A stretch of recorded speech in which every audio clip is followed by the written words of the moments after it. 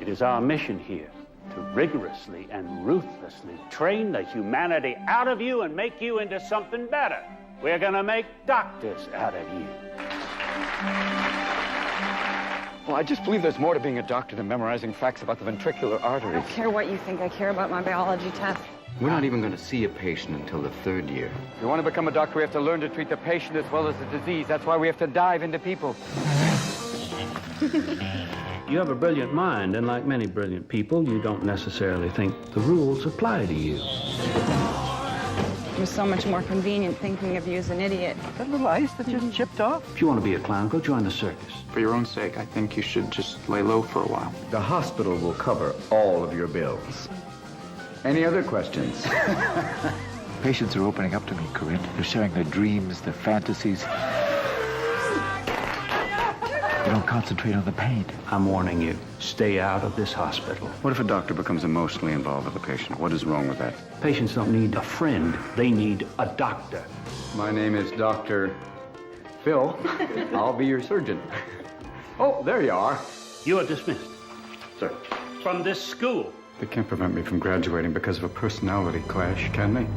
Universal Pictures presents You are not cut out to be a physician. Our job is improving the quality of life, not just delaying death. the true story of a man who broke every rule Why am I such a threat to you, sir? Because what you want is for us to get down there on the same level as our patients. and proved that laughter Donner, party of 50. Donner, party over here. truly is the best medicine. Close, salute. Robin Williams, You treat a disease, you win, you lose.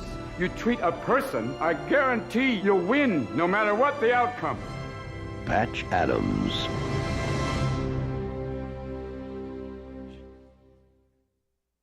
Hi, everybody, and welcome to Late Seating Uncut.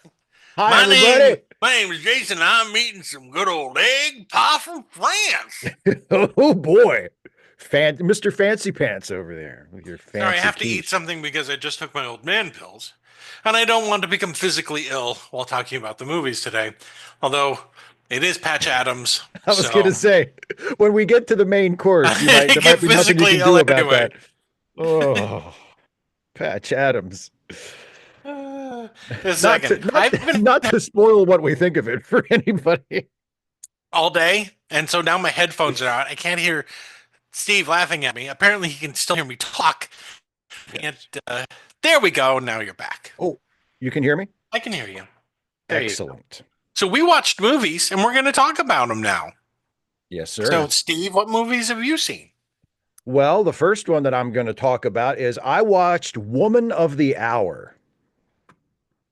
Oh, that's that serial killer movie. Yeah. So it's about the he was actually, it's based on a real case. He was actually called the dating game killer because there was this serial killer in California who was a bachelor on the dating game in the 70s. Yep. And so the movie's about that, and it follows him, and it also follows Anna Kendrick stars in it, and she also directed it, and she plays the woman who was the contestant on that episode of the dating game, and it kind of goes back and forth between his perspective and her perspective. I mean, she does a good job as a director. Like, she's a very good director, and the acting is good, but I mean, it's just, it's, hey, here's another serial killer.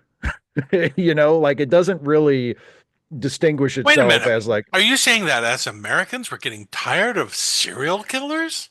Or maybe we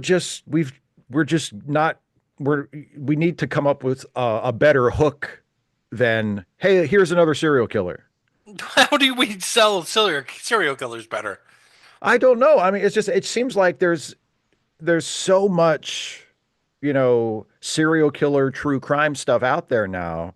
And I feel like just, hey, here's another serial killer. That's not enough, you know? I mean, it's like I said, it's not bad. Like, I wasn't sitting there watching it going, oh, Jesus, this is terrible. But it's just kind of there. Yeah. And it's well made, but it's a serial killer movie. And it's like, oh, he's a serial killer. And she's the woman that may or may not get serial killed. And there is one really, there's a really fantastic scene, kind of leading toward the end, not at the very end, but close to the end, after the dating game show is over, and she and he go out like for a meal together after the taping, and she kind of catches creepy vibes from him.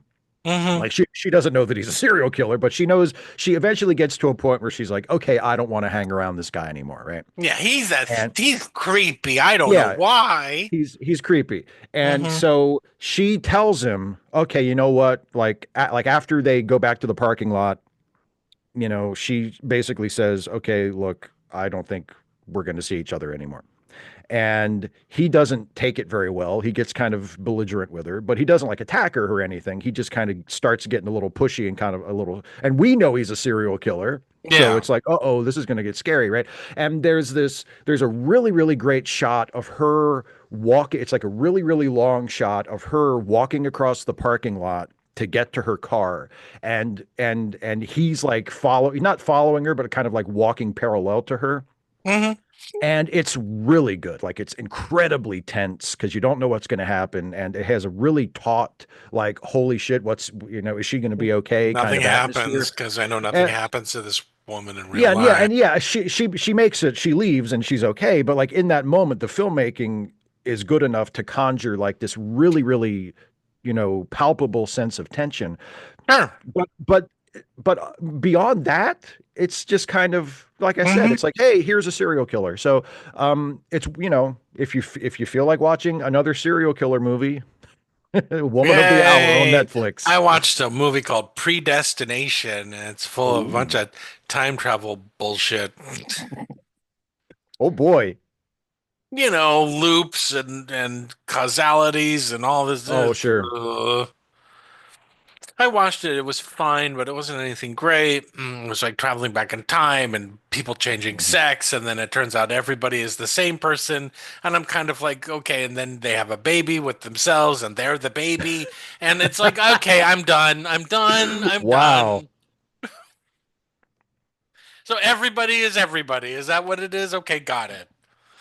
It was okay. It was okay. Some good performances. But I mean, at the very beginning, you meet a guy, he's time traveling, right? He's got plastic surgery, so he looks totally different. Then he travels back in time and meets a woman. Oh, I'm sorry. Meets someone who's supposed to be a man, but it turns out that they're trans, that they had a sex change operation, blah, blah, blah, because they had both pairs of sex organs. So they can be a man and a woman, and he can make people pregnant and also carry a baby. So, okay. All right, that's fine. I'll accept that. Okay. But it turns out that he's him and that he meets himself and then they get it's ludicrous. It gets ludicrous. You get to a point where like, okay, wait a minute. He went back in time and it's all just Predestination. I thought it was new, but it's apparently came out in 2014 and it just sailed past everybody. And I've never heard of it. Yeah. Okay, your turn. Okay, I watched a movie. I think this one was also from like 2014 or 2015. Or it's from several years ago at least. And it's called "I Don't Feel at Home in This World Anymore." I think I saw that. Yeah, with Melanie Linsky and Elijah Wood. Mm-hmm. Yeah, I liked it a lot. I mean, I wouldn't call it a masterpiece or anything, but it was a really interesting, like quirky movie, but it's not too quirky. It doesn't get it doesn't become annoying, But it's about Melanie Linsky is a woman who lives on her own, and she is the target of a home invasion. And like someone breaks into her house and steals some stuff, and she kind of teams up with one of her wacky neighbors, played by Elijah Wood, to track down her stuff and get her shit back when the cops completely just don't care, right? And it's funny, and it takes a couple of, unexpected turns, and there are some really good supporting performances in it. There's I'm still laughing about this thing that Elijah Wood does, where that one of the things that gets stolen is her laptop, and she has like a Find My Computer app on her phone, and they eventually use that to track her laptop to whoever has her laptop. And so her and Elijah Wood's character, they show up at this house, And Elijah Wood is like, oh, he's like a martial arts weirdo. So he's like a martial arts nerd. So he comes in. It's a great performance by him, by the way. He's really good. Yeah, he's really good. Oh, yeah, they're both fantastic. And so he comes in and he has a ninja throwing star that he whips into the wall, like just to establish dominance, to establish like you don't want to fuck with me, right? Because I've got ninja stars. And then after everything gets settled and she gets her computer back and they're leaving, he goes to the wall to get his ninja star back. And he has to like really he's like pulling on it for like 10 seconds to get it out of the wall. He finally yanks it out of the wall after much effort. And he looks at the guy sitting on the couch and he says, "That's how hard I threw it." Walks and it's like it's perfect. It's such a funny gag. So yeah, I don't feel at home in this world anymore. I liked it a lot. And it has a happy ending. And it does. It has a very happy ending. Yes. That's right. I watched The Skin I Live In, the Almodovar movie. Oh, okay. Which I avoided because of the themes, but I finally watched it. And if you guys don't know, basically, Antonio Banderas is a mad scientist. There's no other way to put it. I mean, he's a doctor technically. And because a man rapes his daughter, he turns that man into a woman over a period of time and then starts sleeping with him. Or her. I mean, it was against his will. So I think internally he's still a guy. Yeah. But because he didn't want to become a woman. Right. But he gets made into one, and then he starts sleeping with her, and I'm like, what? What? Who had the issues to work out here? It's all about control, and there's rape, and it's uncomfortable, and a lot of it. I'm not saying it's bad. It's definitely twisted. It goes in places that I think a lot of movies wouldn't dare to go into. I mean, it's like it sounds like it.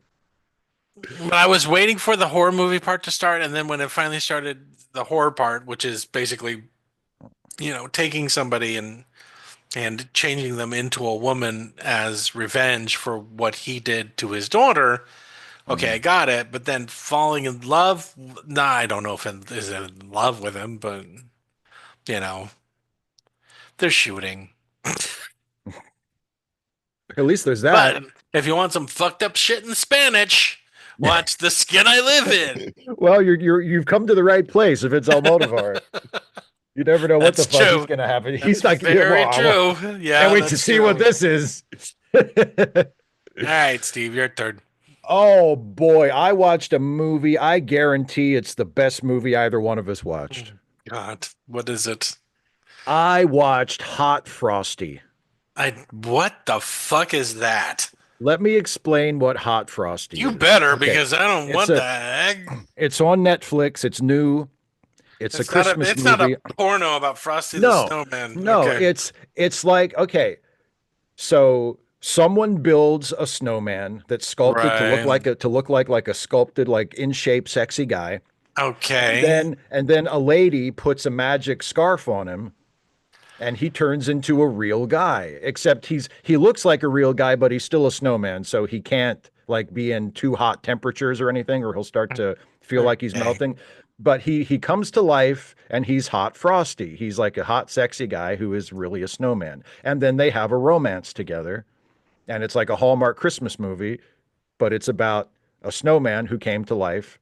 And then everybody dies. Well, she dies from Frosty. I gotta ask, Steve, are you okay? Because if I saw that and read the description, I'd be like, that's not for me, and I would go on to the next thing. But you watched it, Steve. I wanted to see if she would die from frostbite of the pussy.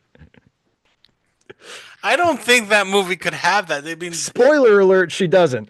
Sex is implied. It's not implicit. Yeah. No, it's I was listening to I was listening to Pop Culture Happy Hour, and and one of the hosts was talking about it and describing it, and I thought I have to watch that. What the fuck is next? Rudolph?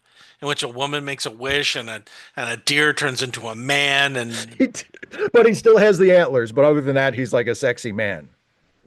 Not even the antlers. But okay. You know what? Do you know? Well, do you know the thing about Hot Frosty that surprised me? Because I Hot watched Frosty it. sounds like a fucking porno. It I know sounds like does. a porno. It really does. Hey, lady, you want to give me a hot frosty? Hot Frosty.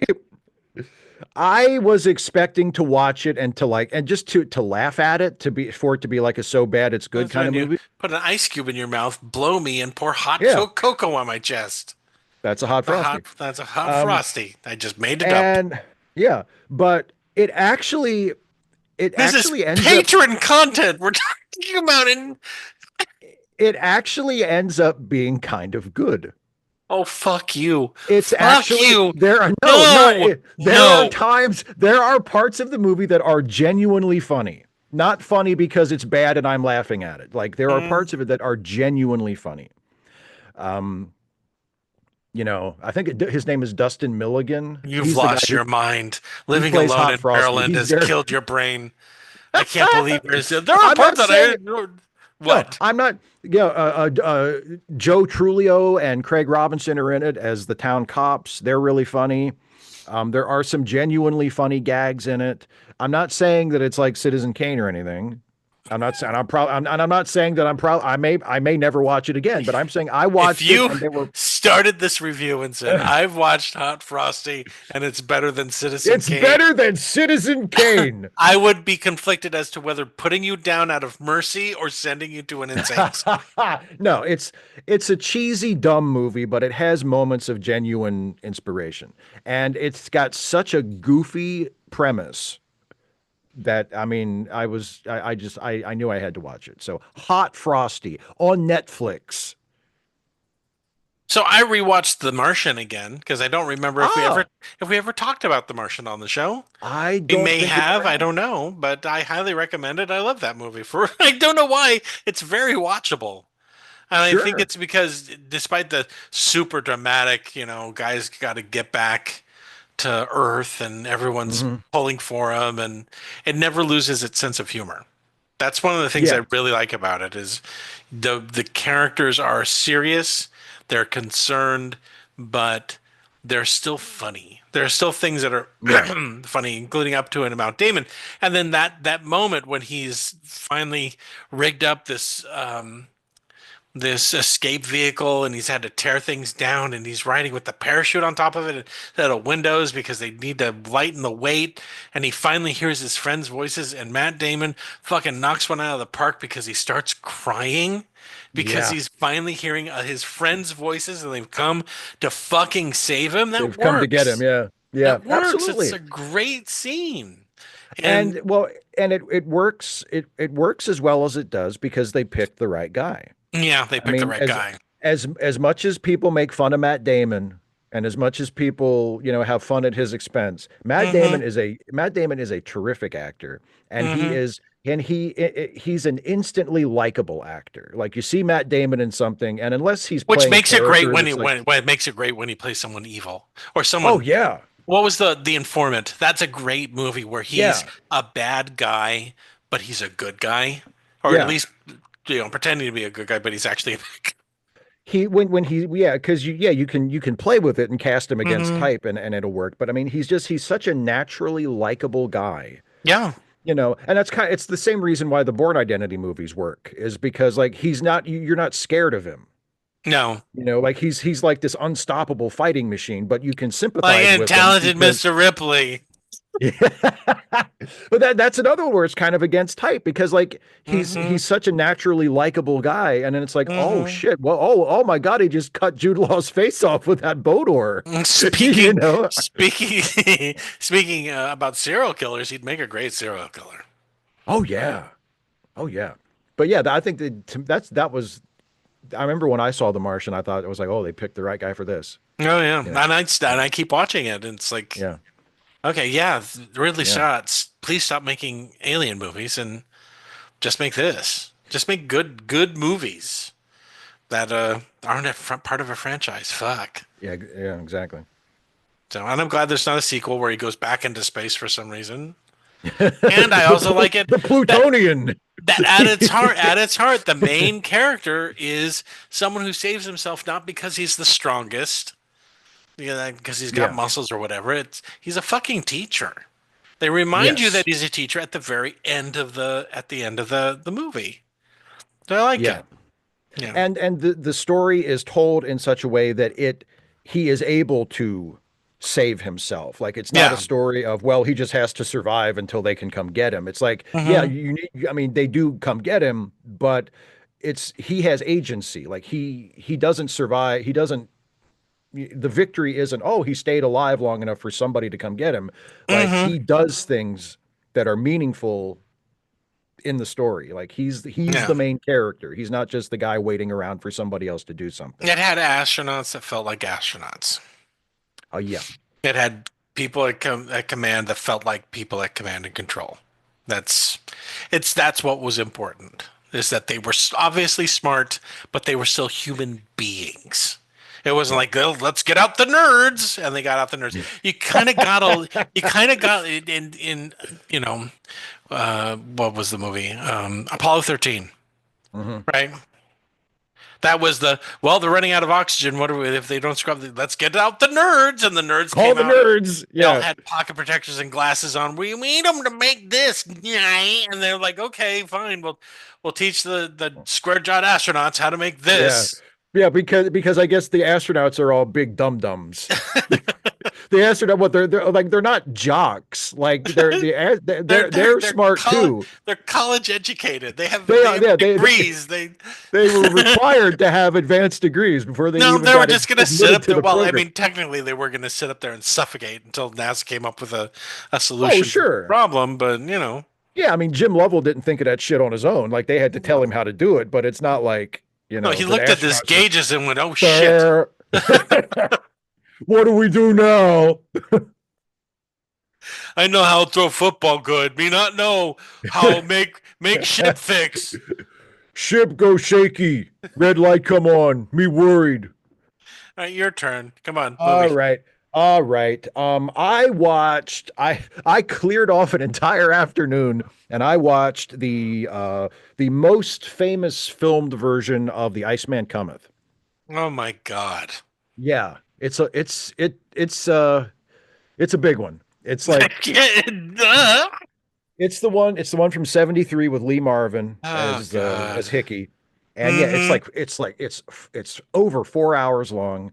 It has 2 intermissions, and you get into the final act, which is almost entirely just Hickey telling his story and giving his big speech, and it goes on so long that I was watching it and I thought, hasn't he given this speech already? Oh no, it's the same speech. I've just been sitting through it that long that I'm having flashbacks to it as I'm listening.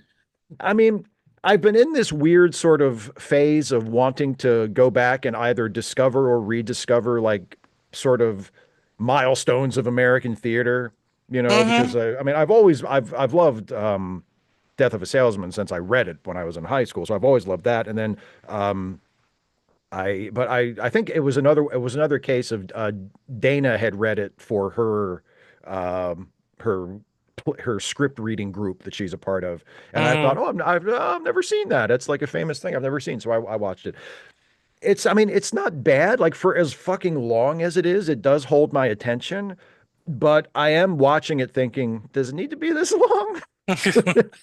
Like, they perform this live? Like, they expect you to sit in a theater and just watch people do this for like 5 hours? This is ridiculous.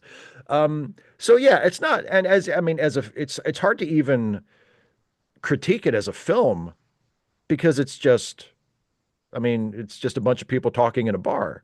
Here's the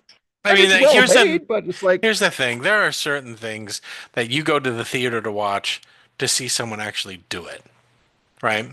Yeah. And one of the things is the 4-page monologue from Iceman Cometh. That's one of the things that you go see because you're like, okay, so then he did it and then his head explode.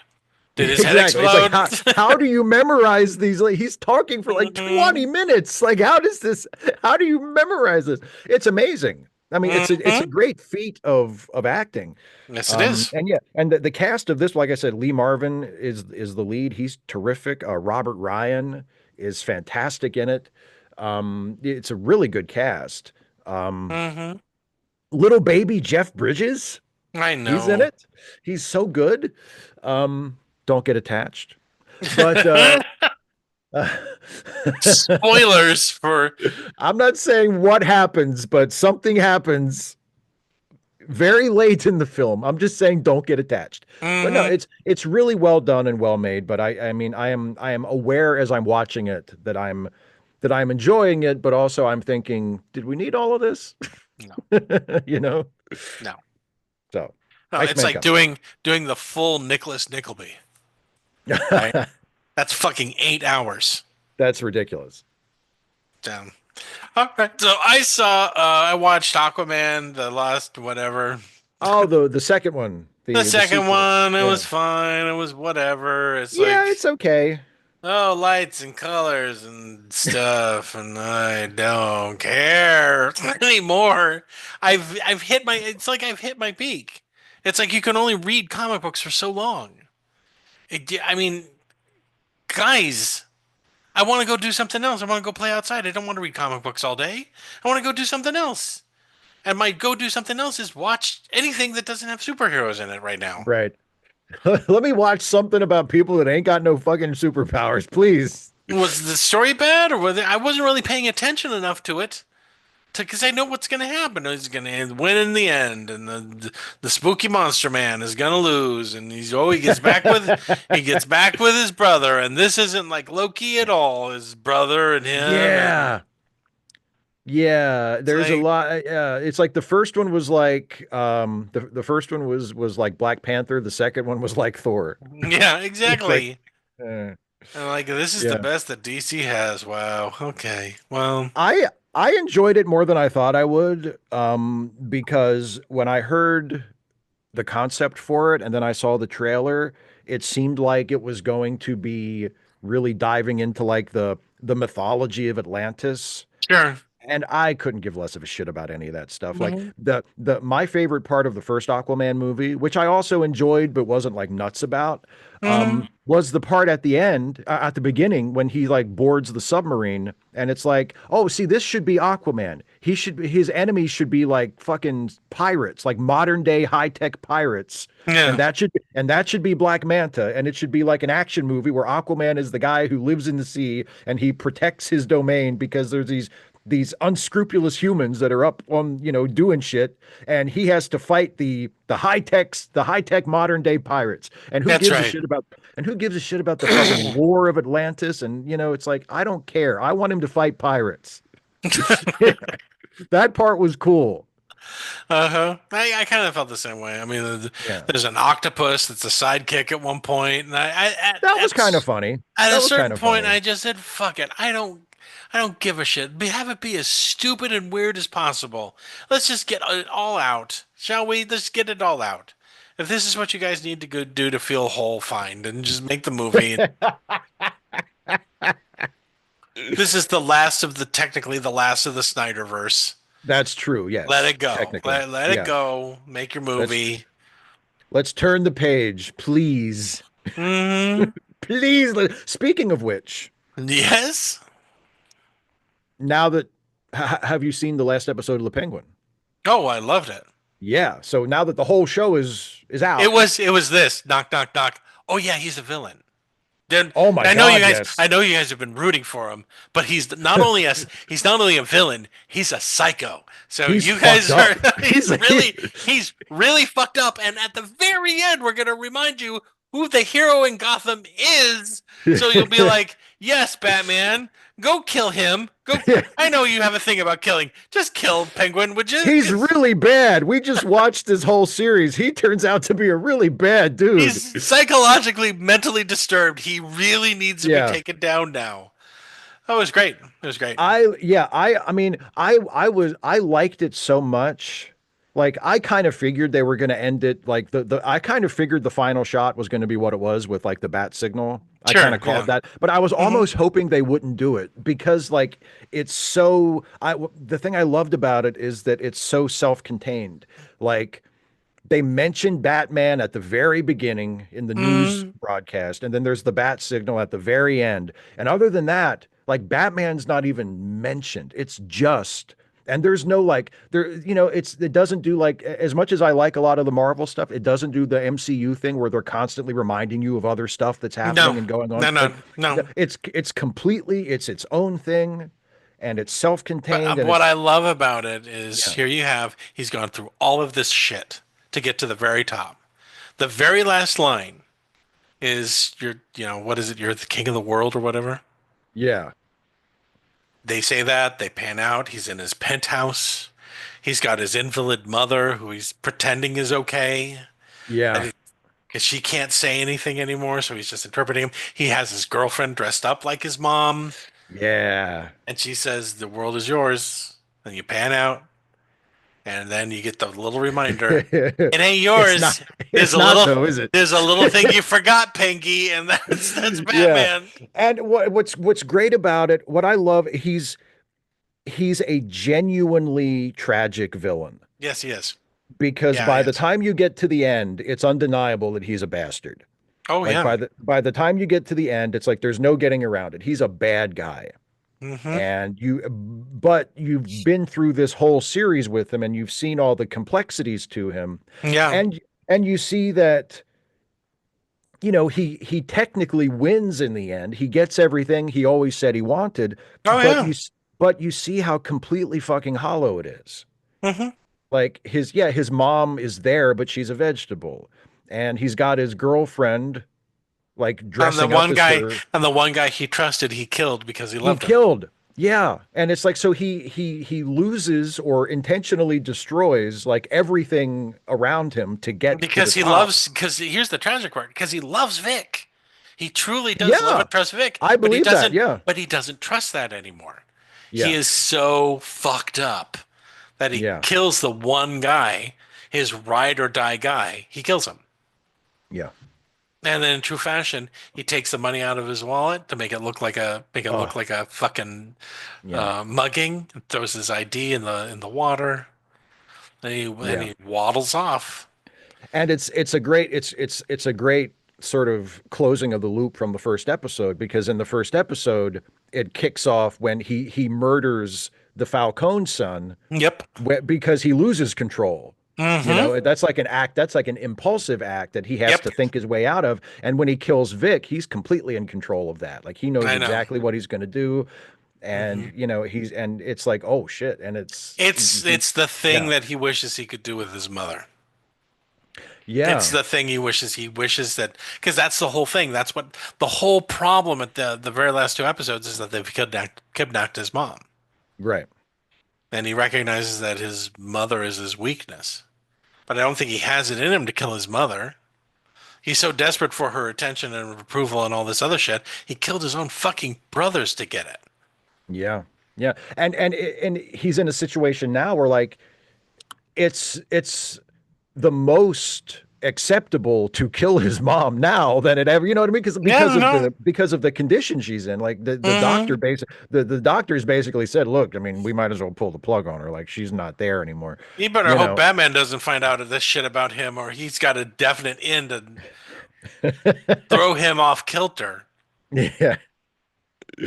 I thought it was great. Yeah, I thought it was great too. Oh, and my God, and how great is Kristen Milioti as the kid that plays Sophia. She was fantastic. She's so fucking good. Oh my God. Yeah. Mm-hmm. Incredible. In a lot of ways, what she was trying to do mirrors the same thing that the Penguin was trying to do, except she lost. Yeah. She got outmaneuvered by him. So I thought it was great.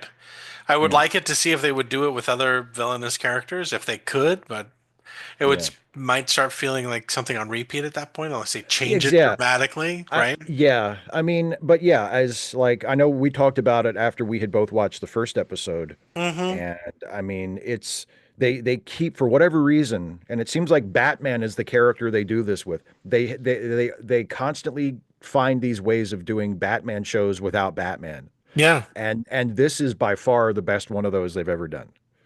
Like I can't think of another, because they've done so many. It's Batman without Batman. This time they did it, and it was fantastic. Yeah. You didn't miss Batman at all. Although at this point, I wouldn't mind an 8-part series with Commissioner Gordon from Oh man, that universe. With Jeffrey Wright playing Commissioner Gordon, that would be fantastic. Yeah. That would be fantastic. Mm-hmm. That would be fantastic. Yeah. And Batman shows up. Where the hell have you been, man? Didn't you see what the Penguin was doing? Anyway, your turn. Okay, what else? If we continue on, we'll do Batman for the full 3 hours. We won't even talk about Patch Adams. We'll be like, let's just watch that Batman movie again. Fuck, let's just watch it. Okay, I watched the Netflix documentary series about Vince McMahon. Oh, good golly, did you? Of course I did. Of course you did. It's called Mr. McMahon. Mm-hmm. It's probably better than something like this would have been if the company had done it itself. Like this was made, it was produced with the cooperation of WWE, but it was produced by an independent company. So it's not a complete, whitewash. But the thing is, if you're a pro wrestling fan like me, and you've been a fan for as long as I've been, yeah, I just happen to know worse stories about Vince McMahon than we're talking about in this series. Like, I mean, it doesn't shy away. It doesn't. It's not like a flattering portrait, but they left a lot of stuff out. Sure. I mean, and not just recent stuff that has recently been uncovered over the last couple of years, but like stuff that people in the wrestling business have known for a long time that make Vince out to be an absolute fucking asshole and a completely irredeemable piece of shit. And I kept thinking, like, why didn't they talk about that? Why didn't and also, like, it's a 6-part show, and a lot of it is just like generic wrestling history, which I was disappointed by, because it's like, it's supposed to be about Vince McMahon, who, as I said, is a massive piece of shit, but is a fascinating figure. And it's like they talk about Vince a lot, but then it's like they just kind of go into shit that was happening on the wrestling show at the time that is connected to Vince because it was his company, but it's not like I don't need to know like what Steve Austin was doing, in 1998, unless it has something specifically to do with Vince McMahon. And so there's a lot of that, which again, like as a wrestling fan, I don't mind it because I remember that stuff, but it's like, it feels off topic and it feels like filler. It feels like, well, Netflix wanted 6 episodes. I don't know if we can get 6 episodes out of this. Let's talk about just whatever the fuck was going on in wrestling at the time and then find a way to weave it back to Vince. So, it was all right. I was kind of hoping it would be a little more scathing than it was, because like, you can't be too mean to Vince McMahon. Like, however much of an asshole you think he is, he's more of an asshole than that. Yay. I watched a movie called Space is the Place. Oh, what a fun title. Yeah, it's what's his name? Not Aaron Raw. He makes movies now? Sun Ra. There's a name I haven't said in years. Yeah. Sun Ra and his orchestra, the musical band. Okay. And it's a bunch of Afrofuturism, except made at the budget of less than a black exploitation film. It's like barely any money. It makes no sense. Sun Ra is not an actor. I mean, I liked some of the monologues, some of the funk, and the fact that it's about these futuristic African Americans dressed up like Egyptians who fly through space and land in Oakland and to spread their message. People are making fun of him. They're making fun of his shoes, asking him questions. He's trying to lay down some knowledge. People are kind of resistant to it, but it's literally a black tank top movie. And at this point, we need to reinforce a black tank top movie is a vanity project by someone, and it's better than those black. Let me put it this way: it's better than those because Sun Ra doesn't necessarily have all the answers, but he's got a lot of them. But it was nice. Me, I like 70s movies. I like 70s movies that have no budget or very little budget. It opens up with no explanation at all. Sun Ra walking through a jungle, and they have funky plants, and he's got this weird thing that he's controlling with his mind or something, and he's got a servant in a black cloak that has a mirror for a face, and he's like, we got to go back to Earth. We got to bring all the black people here, or we'll just move the whole Earth, or something along. I don't know. Let's just go. We got to do something. And then it'll cut over the things that don't make any sense. Like all of a sudden now it's 1945. And seriously, it goes from that to 1945. And it's like Sun Ra is now playing the piano. He's the barman, and another dude doesn't like him. Will get rid of the piano player, and they don't. And then the guy who wanted to get rid of him, all of a sudden they're in the middle of a desert and they're playing cards, but not really. And you're like, okay, what? Someone is fucking. What is happening? Someone took all the acid, and then it hops all over the place. If you like a movie that literally has no plot, and it's only about an hour and a half long, I watched it. It was still fun for me. So, I mean, there you go. It sounds great. Space is the place. Okay. And also, there's not a whole lot. I mean, aside from what was the HBO show? Starring the guy who's now been blacklisted because he abuses people. Oh yeah, Lovecraft County. Lovecraft Country. Yeah, I loved that show. It's a really good show. It's a really good show. Yeah, it's but a shame it that has he turned out to be it such has a some shit. yeah I know it has some Afrofuturism. Well, no one watched it, so it wasn't That's true, like yeah. it was going to get a second season. But I loved it. It was excellent. Yeah, And there was a lot of Afrofuturism in that. I want to see more of it, but whatever. Jive turkeys won't even do it. White people don't watch it, so Hollywood ain't gonna make it. I want to bring back 70s slang. Jive turkey. In my dottage, I'm just going to start talking in 70s slang. And people are like, isn't he a Gen Xer? He was like a baby when that was happening. I was like, what you talking about? Cool off, Jack. Cool off, Jack.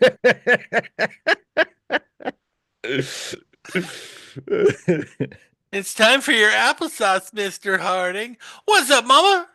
Thank you for laying down this good food. Goodness for my soul. You know what I immediately thought of? I immediately thought of Barbara Billingsley from Airplane. I know, me too. Excuse me, stewardess. I speak jive.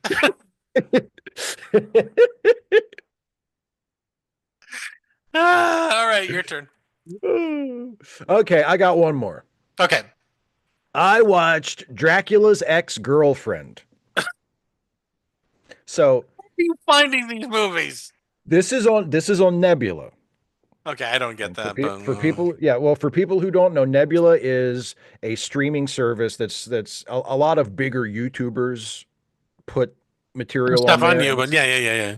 Yeah. And so Dracula's Ex-Girlfriend was written by and starring Abigail Thorne, who is best known as for Philosophy Tube on Okay. And she wrote it and starred in it, and it's like a horror comedy about two people who meet for drinks and dinner, and they are, one of them is Dracula's current girlfriend and the other is Dracula's ex-girlfriend. Okay. And it's mostly just them having like a conversation. It's like My Dinner with Andre, but with vampires. It's all right. It's funny at times. It's clever, and you can tell that they're working on a relatively limited budget, but it doesn't look, terribly cheap. Like they use the resources that they have to good effect.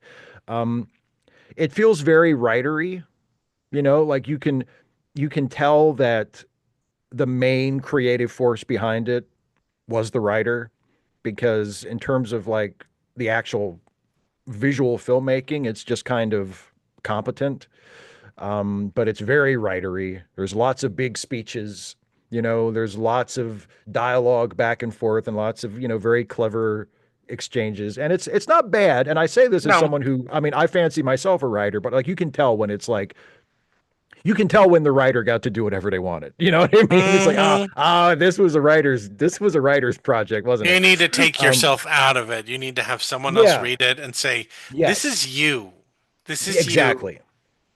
Or maybe we don't need all of this. You know, like maybe you do the same kind of thing 3 times. Maybe we just do it once. You know, like there was stuff like that in it where it felt like it was, I don't want to, I mean, I liked it. I don't want to say self-indulgent. It wasn't that bad, but that kind of thing where you can tell it's like maybe somebody who wasn't as, like you said, somebody who isn't as close to it should have read it and said, okay, well, we can lose this and we can lose this and we can tighten this up. But it One of was, the biggest it was, mistakes yeah. that writers make is they become very precious over their work. Yeah, you can't do that. Yeah. You can't do that. Well, because I always tell people, I was talking to somebody about writing a couple weeks ago, and I said the thing is nobody's going to know what you cut out but you. I know. Yeah, I know. Like But when people see the finished product, if they like it, they're going to like it. They're not going to know what you cut out. Like if you make the finished thing that you're going to show people as good as it can be, who gives a fuck what you cut out as long as the finished thing is good, you know? No. So All right, and the last movie that I saw, oh God, The Lost City. oh, I almost watched that. Is that the Sandra Bullock one with Don't fucking bother. Channing Tatum? Yeah. Yeah, so it's basically someone watched Romancing the Stone and went, huh, I wonder how I can make this worse. All the charm and everything from Romancing the Stone is just not there. It's not there. And I know that there Oh, are it's so tropes in great. Romancing the Stone. Oh, they hate each other, but then they fall in love. Blah, blah, Sure. blah, blah, blah. This one is pretty much the same. Oh, there's Bullock plays someone who writes romance novels, but she's bored of writing no romance novels. And then the guy who's been posing for all of the covers of her romance novels is falling in love with her, and it just none of it feels real. They never feel like they're Yeah. actually someplace. You know, I believed it in Romancing the Stone that they went to fucking Colombia to shoot because they went to fucking Colombia to shoot the fucking film. They Right. went to Cartagena.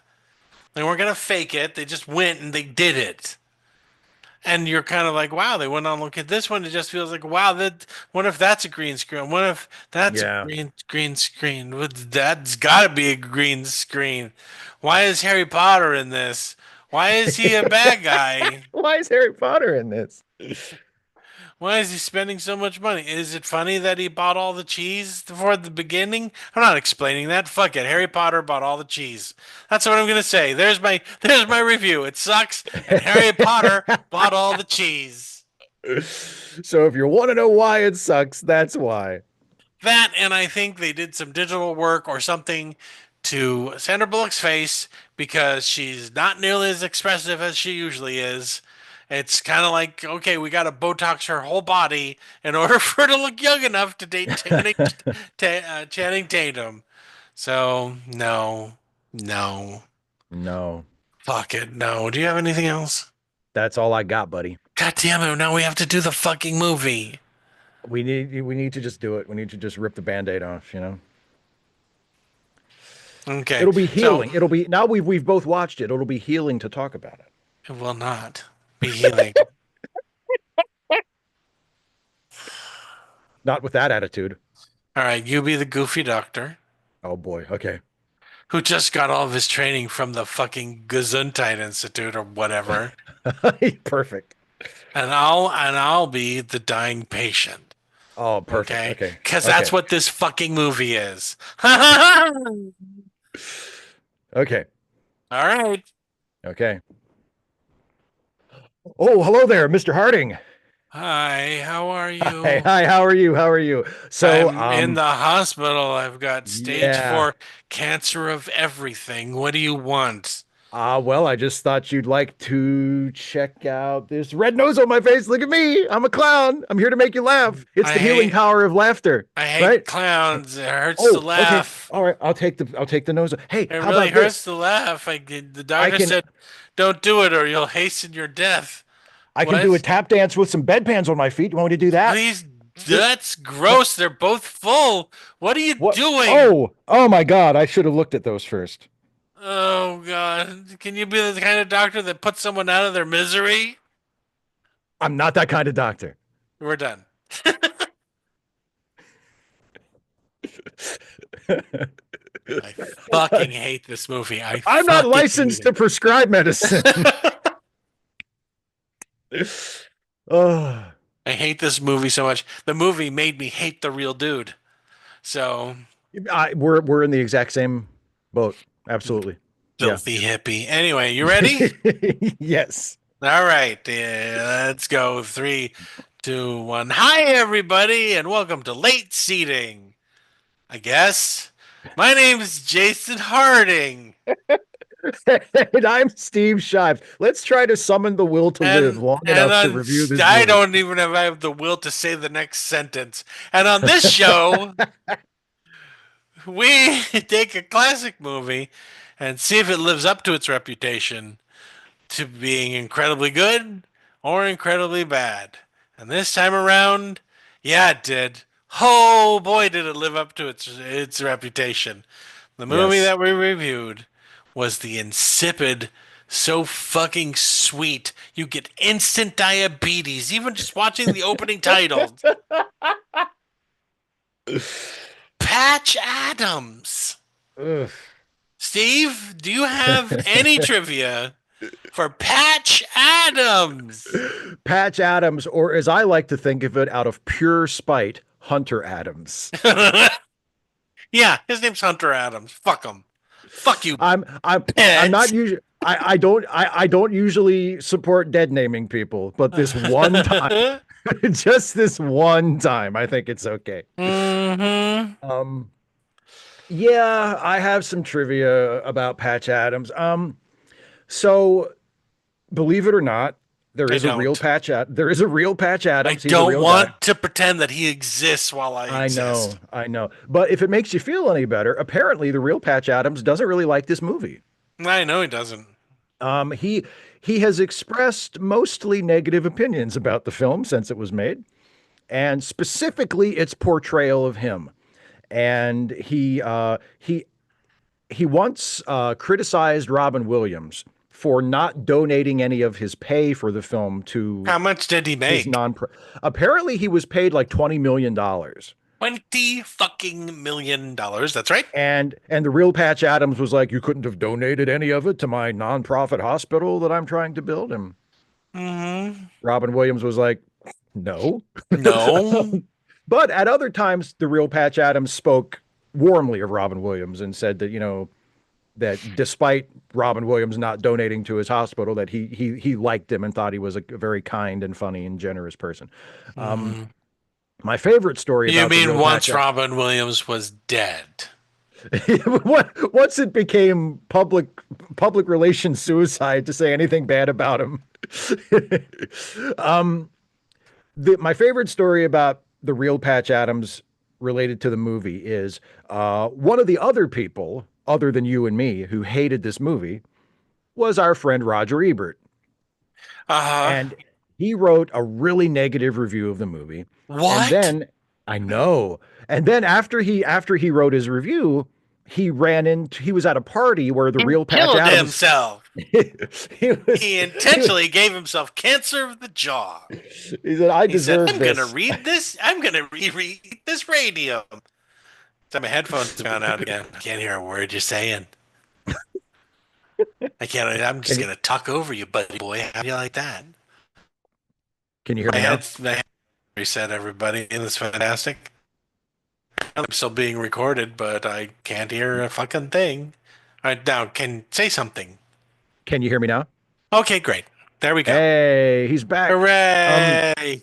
So Roger Ebert wrote a negative review, and then he found himself at a party where the real Patch Adams was also there, and so Ebert tried to avoid him because he was afraid that Patch Adams will be sore at him for giving his movie like a shitty review. He'd be sore Adams. But eventually, Patch Adams went up. I hate myself. I don't want to do this movie. What you just said is funnier than anything in the actual movie. Don't try to make me feel better. Anyway, yeah. So the real Patch Adams eventually. This is hell. We're living in hell now. Between what's been going on in this country in the last month, and then oh boy, I get to sit down and watch Patch Adams. It doesn't help. I'll say that it doesn't help. No, it doesn't. But so Patch Adams, and he introduced himself to Roger Ebert, and he said, "I just want you to know I agree with everything you wrote about that loathsome film they made about me." So it had a happy ending. So in reality, the real Patch Adams was 24 when he was admitted to the psychiatric hospital, as we see in the first part of the film. That's right. Robin Williams was 47. That's right. when he played the role. So if you thought, so if you're watching the movie and you're thinking Robin Williams seems a little old for this, you're absolutely right. That's right. But they you're wanted absolutely right for this piece of shit. The character of Corinne is invented for the film. However, in real life, Corinne's a man. That's yes, absolutely right. In real life, someone close to Patch Adams was murdered, but they were not his girlfriend. They were a close male friend. That's right. But Hollywood said, nobody wants to see that shit. Make it the girlfriend. Men don't have friends. Men don't have friends. And finally, Robin Williams got the part after turning down the lead in director Tom Shadyack's previous film, Liar, Liar, which went on to become a huge hit. This film was also a hit, but it received mostly negative reviews from critics. Yeah, do you see the audience score for this fucking movie? Oh, it's super depressing. It's like Cinema Score's got like an everybody's fucking grandma. I love this movie. It's a feel-good, heartwarming movie. I don't understand why everyone's against it.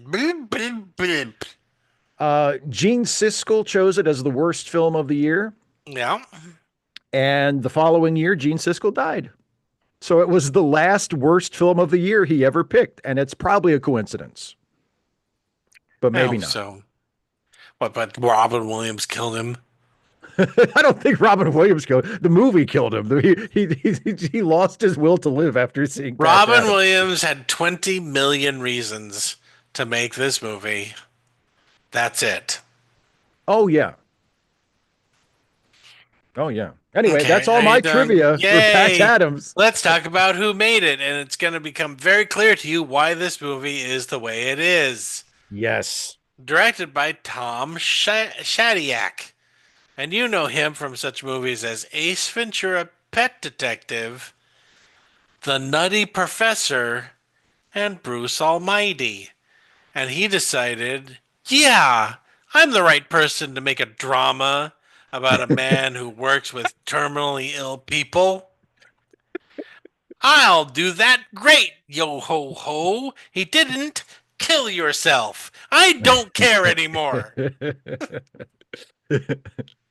Screenplay by Steve Odekirk. And you're like, what else has he done? Oh, Ace Ventura, When Nature Calls, he's the writer.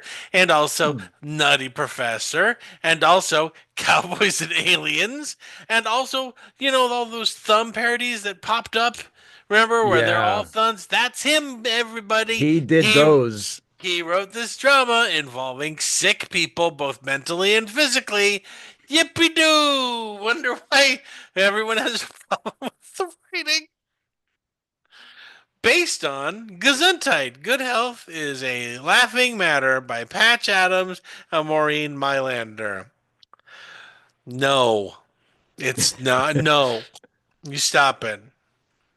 Doctors would be better if they got to know every single one of their patients really closely so they can have them die over and over and over again, you prick. You goddamn prick, you. Good. Anyway, I'm sorry. You're speaking for both of us, my friend. I know. You're speaking for both of us. Produced by Mike Farrell, and you know him from MASH. He played BJ Honeycutt. That's right. This is one of the few movies he made, but he also produced Romy and Michelle's High School Reunion. What? Wait, what? Random. Barry Kemp is also a producer, and he produced Romeo and Michelle's High School Reunion, and also Catch Me If You Can, the Steven Spielberg movie the Leonardo DiCaprio, Tom Hanks, which is a really good movie. It's not bad. It's not bad. Oh well. Marvin Minoff, nothing, and Charles Neuwirth, Well, he made money. Charles Neuwirth, who also produced Shang-Chi and the Legend of the Ten Rings, Doctor Strange, and Wow. Ant-Man and the Wasp. So he got his money. He got his money. He got his Marvel money, baby. And also, Marsha Garces Williams. Do you know what else she's done? Yes, she married Robin Williams. Yeah, she was the caretaker of his children and then became his wife. And then I guess a producer to one of the worst films ever made. Well, good for her. Where was everybody, Steve? Where were the people who like read the script and went, "Nope"? Yeah, there must have been somebody. Everyone thought, oh boy, this is when I get my Oscar. Oh boy, we're going to make an Oscar-worthy film. Oh boy. Oh, boy. And there was no one there going, has anyone read this script? I mean, Jesus Christ. Anyway.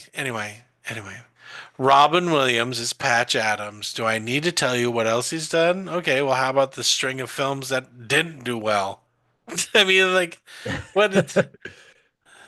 You know him from Popeye. You know him from the character he played in some obscure 80s movie. It's the 80s. The World According to Garp. According to Garp. That blockbuster hit. But I mean, there are others like Good Morning Vietnam and a whole bunch of other ones where he plays a wacky guy in a serious situation. And guess what? This is supposed to be a wacky guy in a serious situation. They want a little bit of that magic. Well, they ain't getting it. Monica Potter as Karen Fisher. She doesn't exist. It's not a real person. Fuck them. Fuck it. She's not real. But you know her may not. I don't. Steve, I don't. She did some other movies. She was in Con Air. Yeah. That's the only one worth mentioning. Daniel London as Truman Schiff, and you'll know him from that blockbuster hit, Rent. Daniel, stop. If your movies are Rent and this, stop. Your box office poison, buddy. Philip Seymour Hoffman as that asshole from School. Yeah. Or he's slumming it. Or he hasn't made it big yet.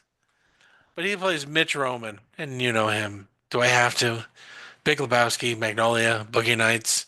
5,000. Yeah. He made so many good movies to wash off the stink of this bad movie. Bob Gunton as Dean Walcott. And he was in Aaron Brockovich, but you've seen him everywhere. He's been in everything. Oh, yeah. Shawshank Redemption. Shawshank, all that stuff. He's really good playing an asshole, doesn't he? Yep. Irma P. Hall as Joletta. Nothing. Joseph Summer as Dr. Eaton.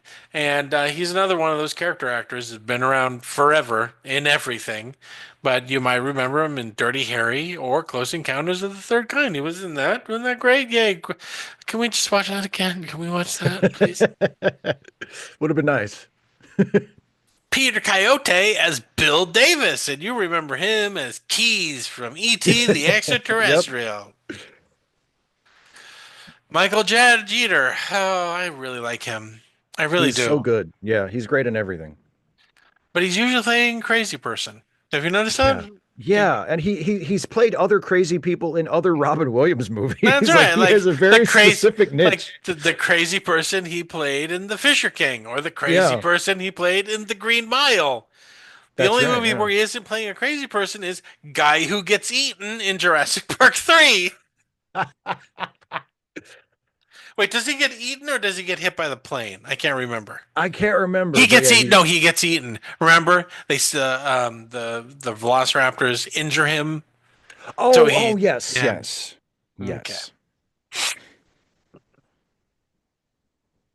No, yes, Steve. I don't have the energy for this. I just don't. Why do you make me do this? Why? Okay. Well, do you hate me? Do you fucking hate me? I write you, please, God, no. And you're like, nope. We're doing it. Can't we pick another movie, please? Why are we doing this to ourselves? All right. Harv Fresnel as Dean Anderson. You know, the star of MacGyver.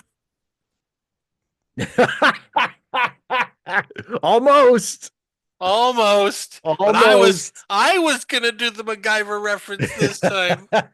Me, not you. But you know him from movies like Fargo and Saving Private Ryan and stuff like that. Good old Richard Kiley as Dr. Titan. Dr. Titan. Sure, why not? Doctor made up, and you know him from fucking everything. He's Richard Kiley, for God's sake. Spared no expense. Get it? He's that joke. The voice you're now hearing is Richard Kiley. I spared no expense. Richard probably didn't even know what he was reading. Yeah, just give me my money and give me the script. This is a real animal? This couldn't have been a real animal, right? How do I even say this? Diadydoodidonkosaurus. That's it. Diadydoodidonkosaurus. That's all you're getting out of me. All right, Harold Gould is Arthur Mendelsohn, and you know him from The Sting. James Green is Bile. Sure. Whatever. And you know him from Road to Perdition. And Douglas Roberts as Lawrence Larry Silver. Nothing. The hero of the film. Cinematography by Pheidon Papmichael. Pheidon? Oh my God! Just change your name. We live in America. You can reshape yourself. You didn't have to go through life with the first name of Pheidon. Phedon. That sounds like a dinosaur name. Especially if your last name is Papa Michael Jr. Yeah. How did you survive? God, why did they just beat you to death in grade school? Yeah. I mean, his initials are PP. How'd he make it out of school alive? His initials are PP Jr. PP Jr. The first day of school. All right. Pheidon Papa Michael? It's like, you're dead. At that point, fucking forget school. There's no way. I mean, my hat's off to you, dude. You survived. He made it, yeah. Yeah, and you also lends to such movies as Indiana Jones and the Indiana Jones and the Plea for Help. I mean, Indiana Jones and the Please Stop Making These. I mean, Indiana Jones and the Dial of Destiny. Sideways, which is a truly great movie. Absolutely. And Biodome. Damn. Well, at least he got Sideways, you know? Sideways and Biodome are both on his resume. Imagine that those two films had the same cinematographer. Well, let's see. We're looking for a cinematographer. Let's take a look at this guy. His name is Fifi Poopy Platter. Let's see. Oh, he did Biodome. Hire that guy. He did Sideways, but he did Biodome. Edited by Don Zimmerman, and he's cut such movies as Little Big Man. He's been around for a while. Little Big Man, Harold and Maude, and Ace Ventura, Pet Detective. So he has that on his resume. Harold and Maude and Ace Ventura, Pet Detective are on his whatever.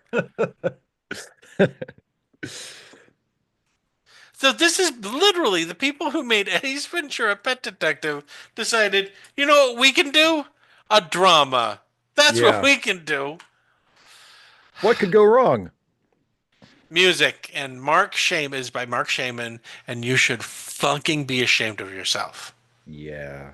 It's not an overly good score, is it? It is a terrible score. It's a terrible fucking score. It's one of the worst parts of the movie. Mm-hmm. But his other scores are When Harry Met Sally, The Addams Family, and Sister Acts. So he's a real heavyweight in the world of film scores.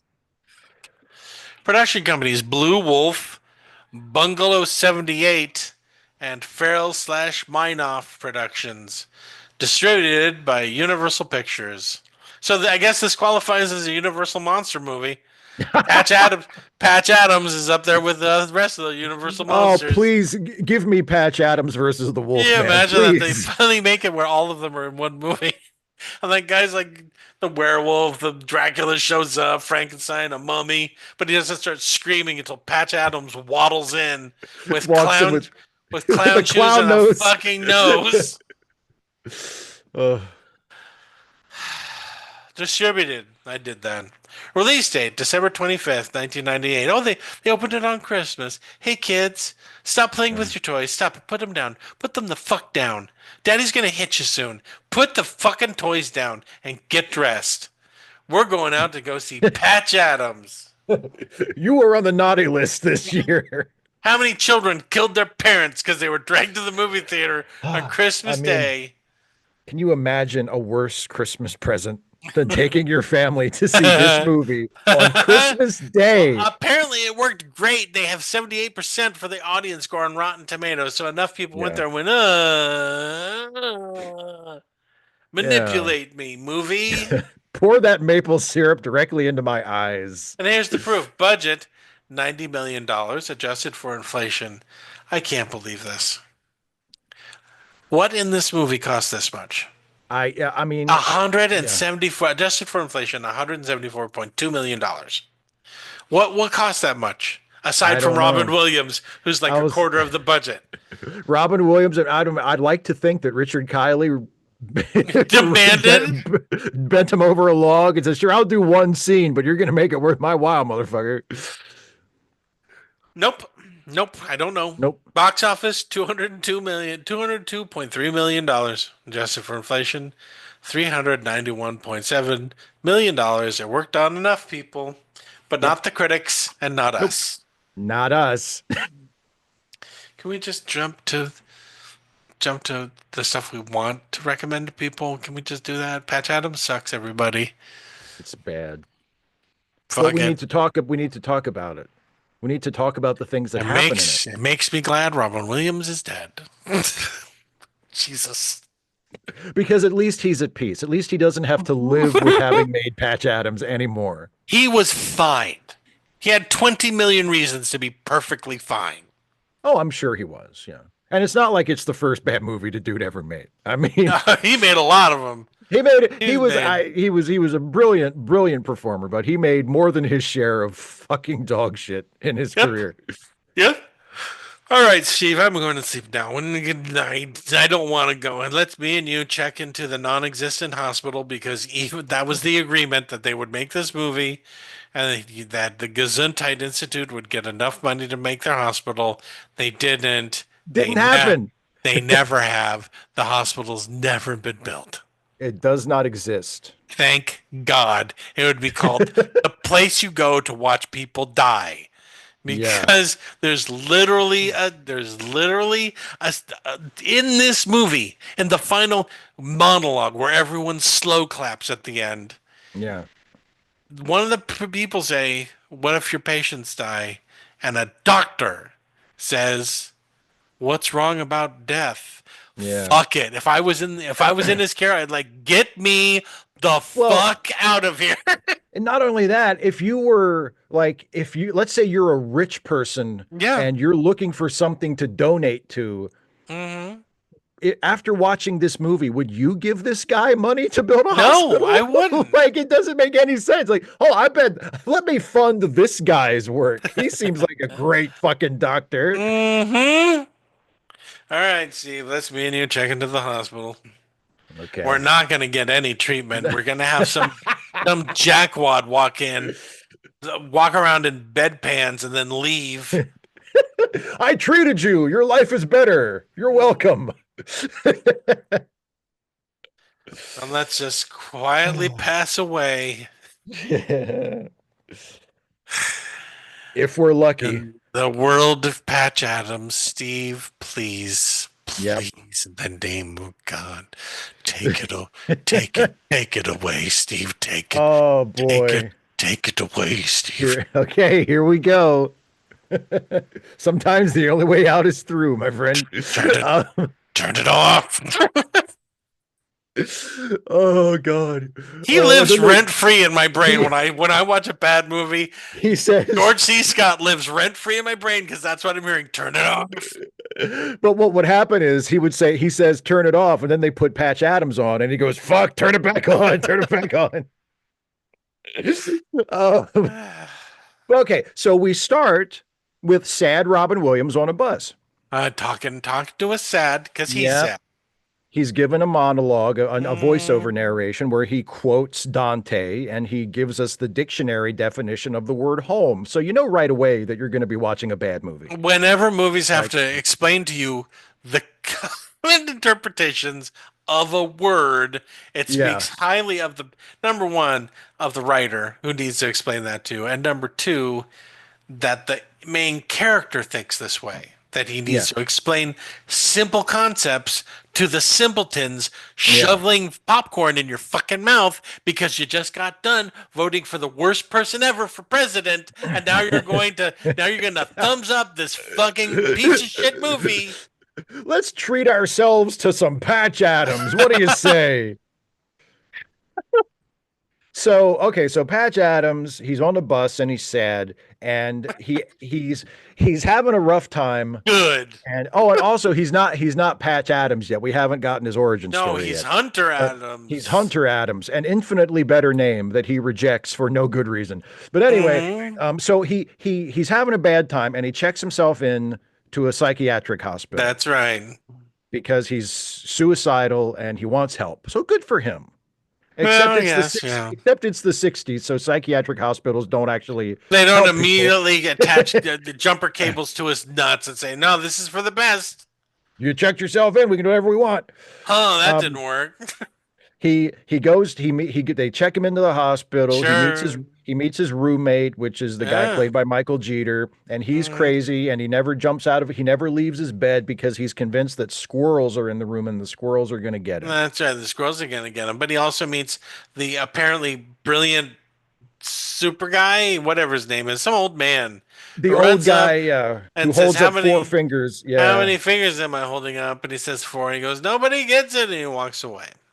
Yeah. By the way, his mental illness disappears at some point during the movie. Yeah. He just gets better. He just gets better. He just after receiving no treatment whatsoever, he just stops being depressed and he's fine. But just by walking around and talking like shit, and I guess looking at, I don't know. He convinces. At one point, he needs to go to the bathroom, so he convinces Jeter to leave. By playing war or whatever. By miming like shooting the squirrels. Right, exactly. And there's like a catatonic guy who always has his hand up and he starts riffing Robin on the Williams hand and making dragged jokes. him all the way here from Awakenings. That is a great scene where we're supposed to think this is great. Robin Williams makes fun of a catatonic man and encourages everyone, including a very young Alan Tudyk. Alan Tudyk, that's right. Who never mentions this movie. It's not on your resume. I wonder why. To make fun of the catatonic man who hasn't moved or hasn't spoken, and we're supposed to think this is good? Yeah, because he's including him in things. No, he's not. He's making fun of him by mocking a helpless and encouraging person who everyone respond. everyone else to make fun of him during group. And then the doctor gets sick of him and he leaves. Right? Yeah. Yep. But then we get the origin story of Patch because he goes in. I guess he's allowed to wander the hospital at night. They don't lock the patients in. Just freely, just walk into any room he wants to. So he goes into the crazy old guy's room, the guy who's holding up 4 fingers, right? And apparently his problem is the crazy old guy's problem, according to one of the orderlies, is he's too much of a genius. Yeah, and he checked himself in because he's a super genius. He's a super genius and he's rich.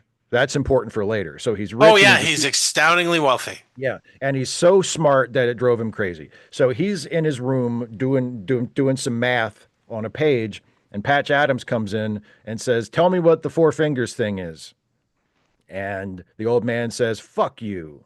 And Patch Adams says, "Oh, look, your paper coffee cup has a leak in it. Let me go get you a new cup," which is what anybody else would do. I'm just kidding. I'm going to put a piece of tape on it to fix the leak, to patch it, if you will.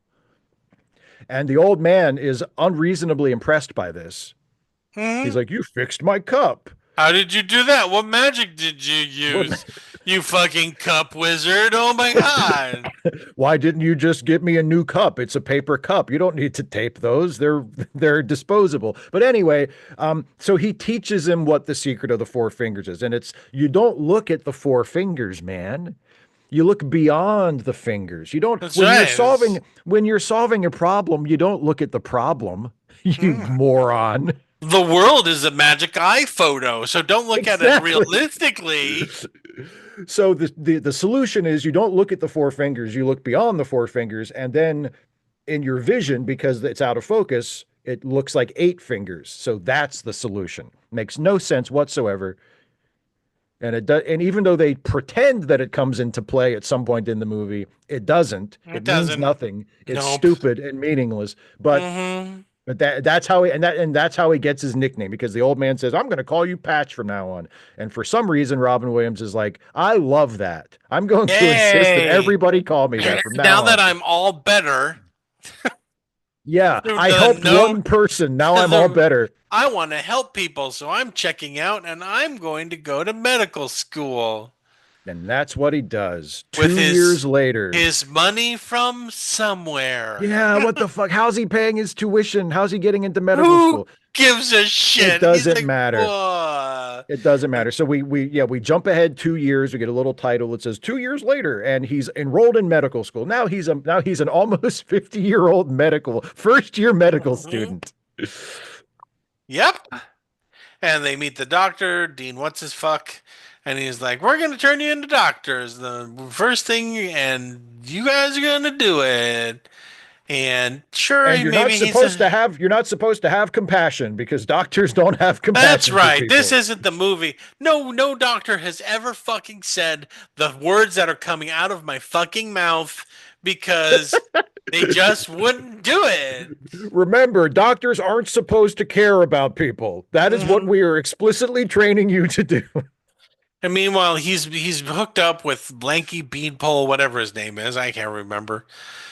Who's supposed to be his best friend. They actually got an age-appropriate guy, so it looks like a man hanging out with his dad all the time. Because once again, Robin Williams is like 45 fucking years old. Robin Williams is far older than any of his peers in the film, and it's kind of weird, but... And Robin Williams is already complaining, how come we have to wait to see the patients? He wants to see patients right away. Here's the answer, asshole. Because you could kill them. Because you're not a doctor yet, stupid. Yeah, you're not a doctor yet. You need to learn about things and then meet them, right? Nope, not according to Patch Adams. But Jason, he wants to see the sick people now. I know, because he wants to I don't know. Because he wants to improve their lives. Because he knows how to do it, even though he just got to medical school. And he hasn't actually learned anything yet. I mean, basically, we can sum up school this way. I'm right because based on nothing, everybody in power and authority is wrong. I'm Patch Adams. Yeah. So we need to talk about. Do we? So he wants to practice talking to people. So him and his buddy Truman basically just accost people on the street. They just bother strangers and try to get a reaction out of them. And whenever Patch gets some kind of positive reaction out of somebody, he's like, "Aha, see? I'm good with people." See, this is great. I can cure people with this. Yeah. And they end up going. He never says that though. They go, no, he's not. He doesn't care about curing anybody, apparently. No, he doesn't. They go to a convention of meat packers. Oh, yeah, that's right. And this is all just an incredibly long and pointless scene to justify Patch Adams getting a white coat at the end of it. Yeah. Because it's a butcher's coat. But Patch notices when he looks in the mirror that if you cover up the meat packer's symbol on the pocket, it looks like a doctor's coat. I know what let's do. Let's pretend that we've done our schooling so we can go in as an intern and we can actually meet like living people. Yeah. to provide no treatment at all. So he goes in there, and who does he finally come across? Sick children. He literally backs into the terminal cancer children's ward. Yep. And he says, "Oh, these poor, tragic, dying children. I know what I'll do to cheer them up. Terrible clowning." Yeah, terrible clowning and making fun of things. And it is at this point, as the father of a child who died of cancer, that this movie can go fuck itself. It kind of loses you at this point. Can go fuck itself hard. Because here's the thing. They exploited the idea of children with cancer to try desperately to get their Oscar. Please let this give one to Robin, give one to us. Can we just get an Oscar? It's a feel-good movie. It's a feel-good movie. So here's Robin Williams barely getting any laughs, and these kids are laughing. They're kid actors. I know they're kid actors, but he's barely getting laughs out of them. Yeah, the characters who are supposed to be laughing at him in the movie are just kind of laughing at him. If at any time a doctor walked into the room where I'm desperately hoping that we can cure our child of being ill, and they had a clown nose on, and they're wearing bedpans on their feet and a bedpan on their head, I would punch the doctor out and then say, "Where is a real doctor? Where's the doctor? I didn't ask for this. Mm-hmm. Where is the trained professional who's going to treat my child?" But because the movie needs you to be on Patch's side, they want you to agree. Yeah, you know what? Doctors aren't really doing it right. The way Patch is doing it is, by not practicing any actual medicine and just being a fucking jack-off around all the time. Just being a nuisance, and if anything, getting in the way of the actual doctors who are trying to practice medicine. It's during these school segments that we meet Philip Seymour Hoffman, who is actually trying to study. It's because he wants to be a doctor. Now, to make up for things, to make up for the fact that it does truly appear that Patch Adams does nothing but fuck around this entire movie. They keep saying things like, "Oh, well, he knows everything. Oh, and he read all the textbooks beforehand, and he's the greatest student ever." It's the laziest, fucking hackiest screenwriting thing. I mean, it's like, oh, he doesn't need to study. He's just a genius. He can just read a book and know it. Fuck you. Fuck you, you lazy motherfucker. That's right. So then he goes into this part of the hospital where all the old people are. And holy shit. Yeah. You're like, please, God, make this stop. And there's this one old woman who's I think supposed to be dying, right? Isn't she old and dying and just bedridden? Yeah, but she's there for a while. Yeah, and he's like, hey, what's your dream? And she said, "I'm crazy, and here's my dream. When I was 4 years old, I wanted to swim in noodles." Oh, God. And at that point, I'd be like, "Okay, pillow time for you over the face."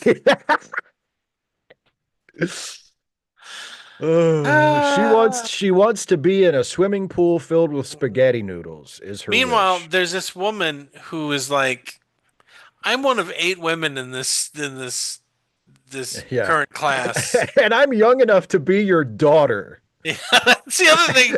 I'm your girlfriend for this movie. I'm your romantic interest in this movie, despite the fact that it's also made up. You know what? It's made up, but he hits on her constantly. Yes. And she's like, "I don't believe you. I don't believe in this. I don't believe in that. Blah blah blah. Yakety schmackety. Whatever." And at what point does he run into Peter Coyote, who acts like anyone should act? Yeah, Peter Coyote. They introduce him as he's the guy in room 305 who was always yelling at the interns and yelling at the nurses, and he's like the mean patient who has terminal cancer and doesn't want to talk to anybody. And Patch Adams says, "I know what I'll do. I'll go make friends with this guy by breaking into his room and singing Blue Moon for no reason." Mm-hmm.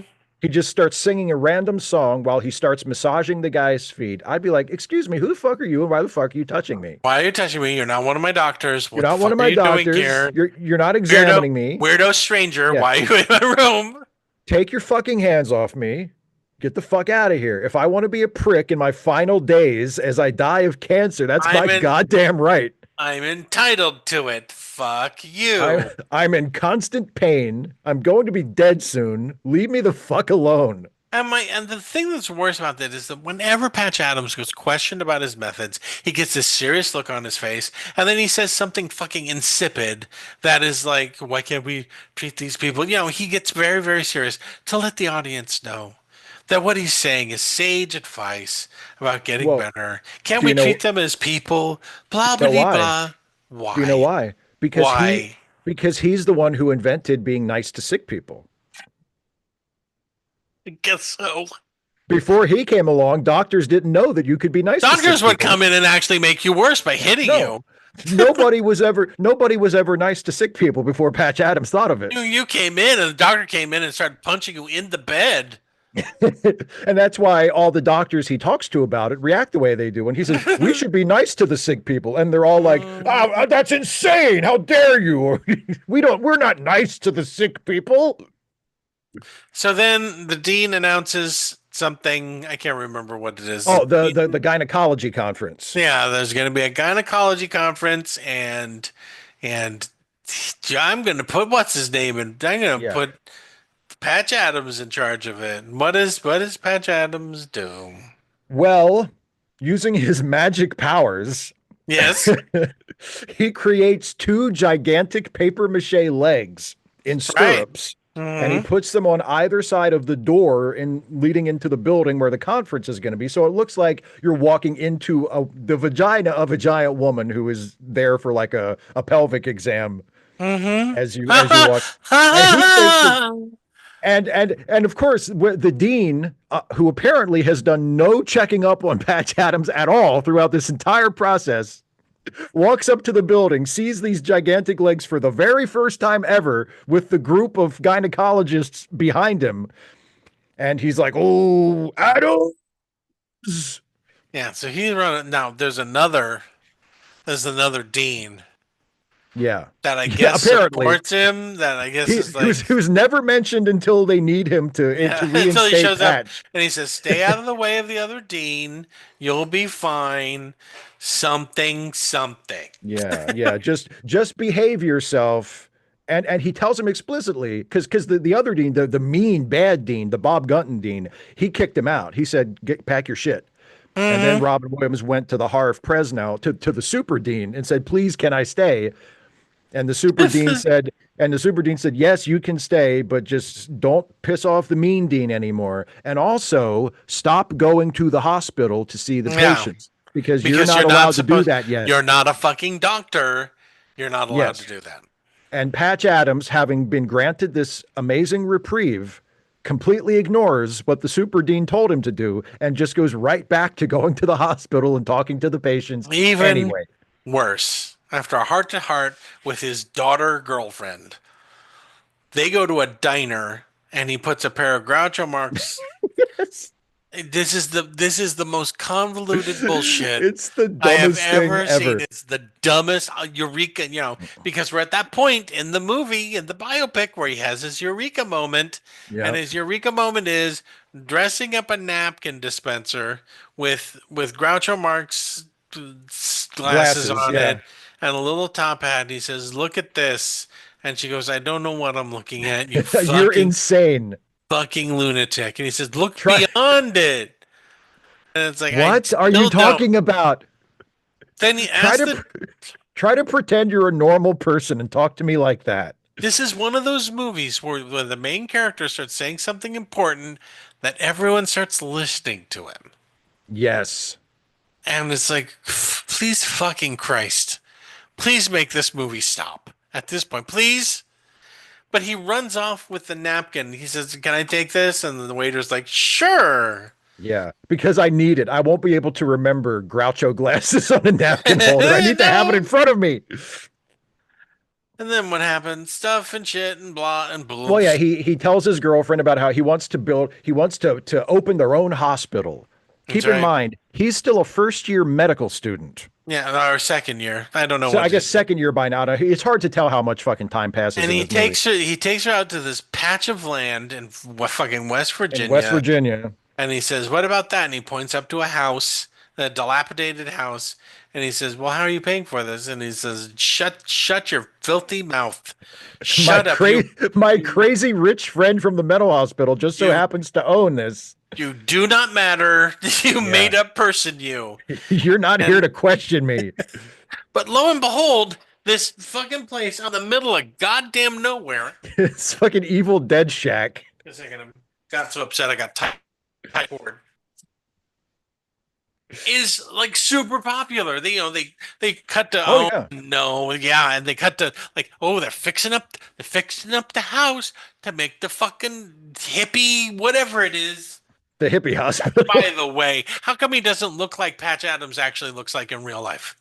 Oh, he looks because Patch Adams in real life has like a fucking Dolly mustache. No, that's what I was gonna say. He looks like Salvador Dali if they left him on an island and had to be raised by macaques. He is fucking a lunatic. Yeah, he looks like If a man like him walked into my hospital room, I would beat him to death. That's the only way I would feel better. He's got like the hair down to his fucking knees, partially dyed blue. His mustache is up is turned up in a handlebar mustache. He comes walking in with a clown nose and clown shoes. He ain't leaving alive, guys. I'm gonna kill this guy, and please send in the real fucking doctor because I'm in the hospital. I don't care if the real fucking doctor calls me by my wrong name or even doesn't even say my name, so long as he says we're going to do this to help you. Yeah, exactly. I know what's wrong with you. I know how to help you. That's all I'm not in the hospital to make lifelong friends. I don't need the hospital to get better. I don't need to be your buddy. I don't need to be your friend. I don't need you to vampire-like feed off of me. Yeah. Fuck you. Do your job. Yeah. This is what you went to school for. Help me. Well, not you, this. Patch. No, apparently no. Go to school for this. Yeah. No, you went from the booby hatch to doing medicine. To just deciding you were a doctor. But someone showed up at the place and he doesn't. Because oh God. Patch has to suffer a setback. Hey, Steve, at this place that they built out in the middle of fucking nowhere. Yes. Where there are apparently no roads leading to it, by the way. So how's anybody even getting there? But that's who knows. Matter. But at this place out in the middle of nowhere. Oh, this is after he got towed off by Philip Seymour Hoffman, the only hero in the movie. The one who we're supposed to think he's an asshole because he takes his studies seriously and wants to genuinely be a good doctor so he can help people. Right. He's an bad asshole. guy. He's the bad guy. Yeah.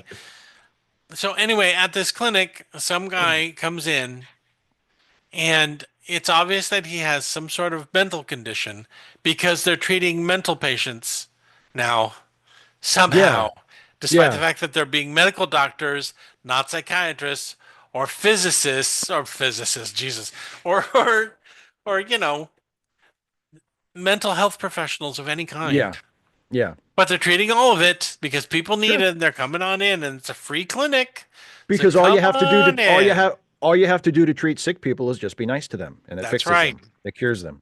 Mm-hmm. Except this guy's he's a little crazy, but a little bit. Patch has the cure. He walks up to him because he's got a clown nose on and just be a fucking clown. Just be a clown. What is wrong with you? Just be a clown if that's what you need. Well, be a fucking clown.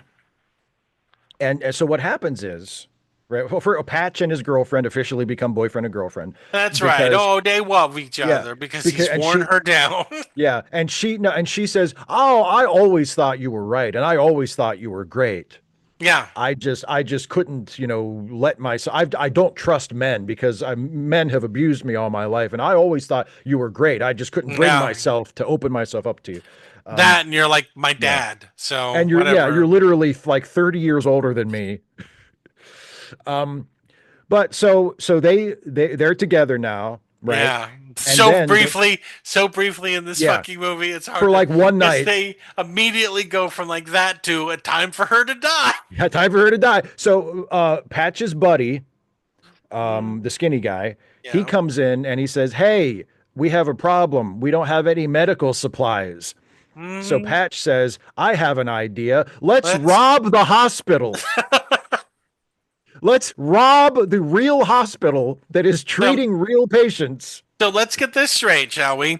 The non-medical doctor who's still in school has opened a clinic, despite the fact that his teaching isn't done, where he actually doesn't seem to treat patients. He just walks around like a fucking clown and has decided... And asks them their names. Asks them their names. Has decided that they are going to rob the medical school so he can continue not practicing actual medicine. Because clearly his hippie hospital shack in the middle of nowhere can make better use of the real medical supplies than the actual fucking hospital. The hippie hospital shack should be a dispensary. That's the only. If I was going to open this dispensary tomorrow, I would call it the hippie hospital shack. Exactly. You'd get a spot in a strip mall next to a Mexican restaurant, and you'd open up the hippie hospital shack. Have a clown by the side of the road spinning a sign. That would be completely appropriate for that kind of place, not for, say, a medical facility. Nope. Yeah. But yeah, so while they're at the hospital, again, robbing the hospital. Yep. His girlfriend, Corinne, gets a phone message from Crazy Larry, and Crazy Larry is like, I'm having a real hard time. I want you to come over for a little light shotgunning. Would that be good? So she says, okay, I'll be right there. And then she goes into his house, and Larry's all by himself in this big house playing Fur Elise on the piano over and over. Yep. That's a warning sign. Yep. Don't go in that house. And he's like, my dad gave it to me. My dad gave me this house after he died. Oh. Yep. And then he kills her and kills himself, but it happens off screen. We don't find out about it until later. We don't see that until sad guy comes up and delivers sad news. He walks up and he says, oh, you have to go see the dean. And he's like, oh no, he found out that we stole some stuff. He found out that we burglarized the hospital. And the dean's like, no, real life asshole. This is something that happened. Oh, by the way, it didn't happen to his girlfriend. It happened to just a friend of his. Yeah. But yeah, it's the super dean, and the super dean says, hey, so while you were robbing the hospital, your girlfriend got shotgun murdered because of you. It's all your fault. It's directly your fault. You should feel really bad.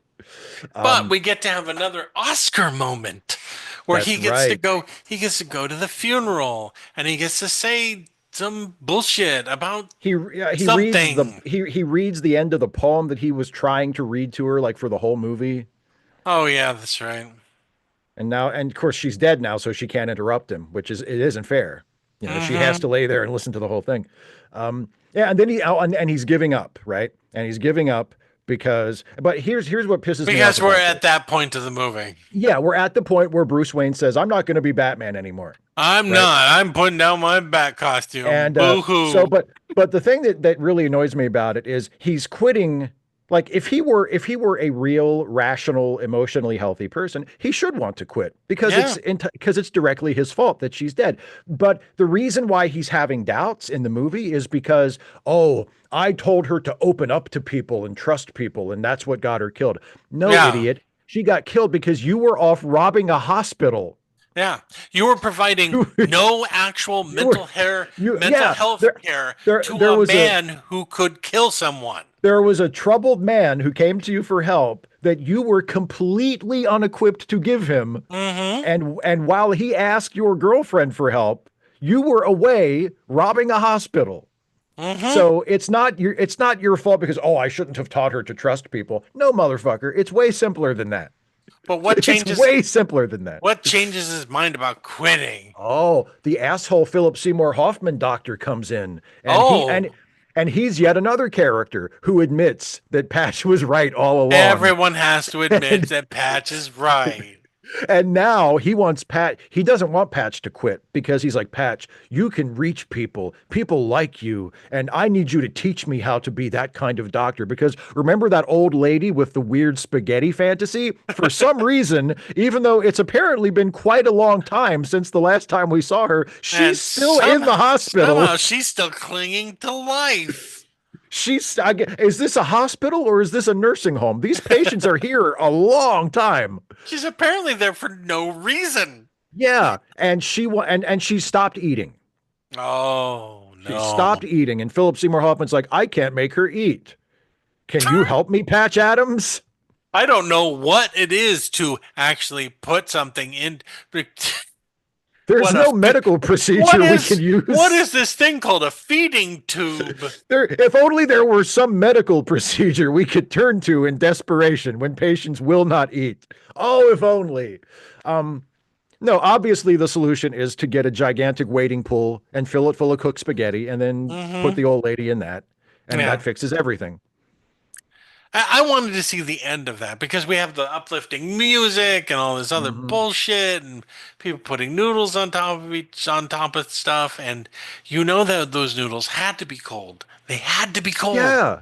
It's outside and it takes forever to get that many spaghetti noodles into a pool that size. Old woman didn't start screaming, I changed my mind. This isn't what I thought it would be. I didn't picture it like this. Why didn't she slip and disappear under the noodles? And then everyone went, holy shit, we just killed this woman. We shouldn't have done this. Oh, God. There's no way. She can't. The noodles are slippery. She can't get up. We've killed this woman. We've killed her. Everyone just backs away from the pool full of noodles. But no, we get that scene. Yeah. And I guess that makes him feel great. But oh no, he gets a letter. Yep. It's a letter that says, the mean dean strikes again. The letter, and then it went up to the board of mean deans. Yeah, because he's being kicked out of school because they found out about his hippie hospital shack and they said, you're practicing medicine without a license. Practicing medicine. And they're like, are you practicing? And he's like, yes, I'm practicing medicine. But, and that's where the line, that's why through since you were not fully trained, you could have killed somebody. And he counters with, what's wrong with death? And I'm kind of like, dude, if you killed a patient from something that could have been treated and you mistreated it because you were too busy pissing your pants like a clown instead of actually treating your patients. Exactly. That's bad. You're kind of missing the point, Patch. Like, Patch, you should be put down. You're not doing good for anybody. You're doing a thing that's illegal for a very good reason. Like there's it's not unfair that it's illegal. No, it's not illegal what you're doing, for a good reason. What you're doing is not a good reason. There's a good reason you shouldn't be doing what you're doing. Yes, exactly. But at the end, the patients show up.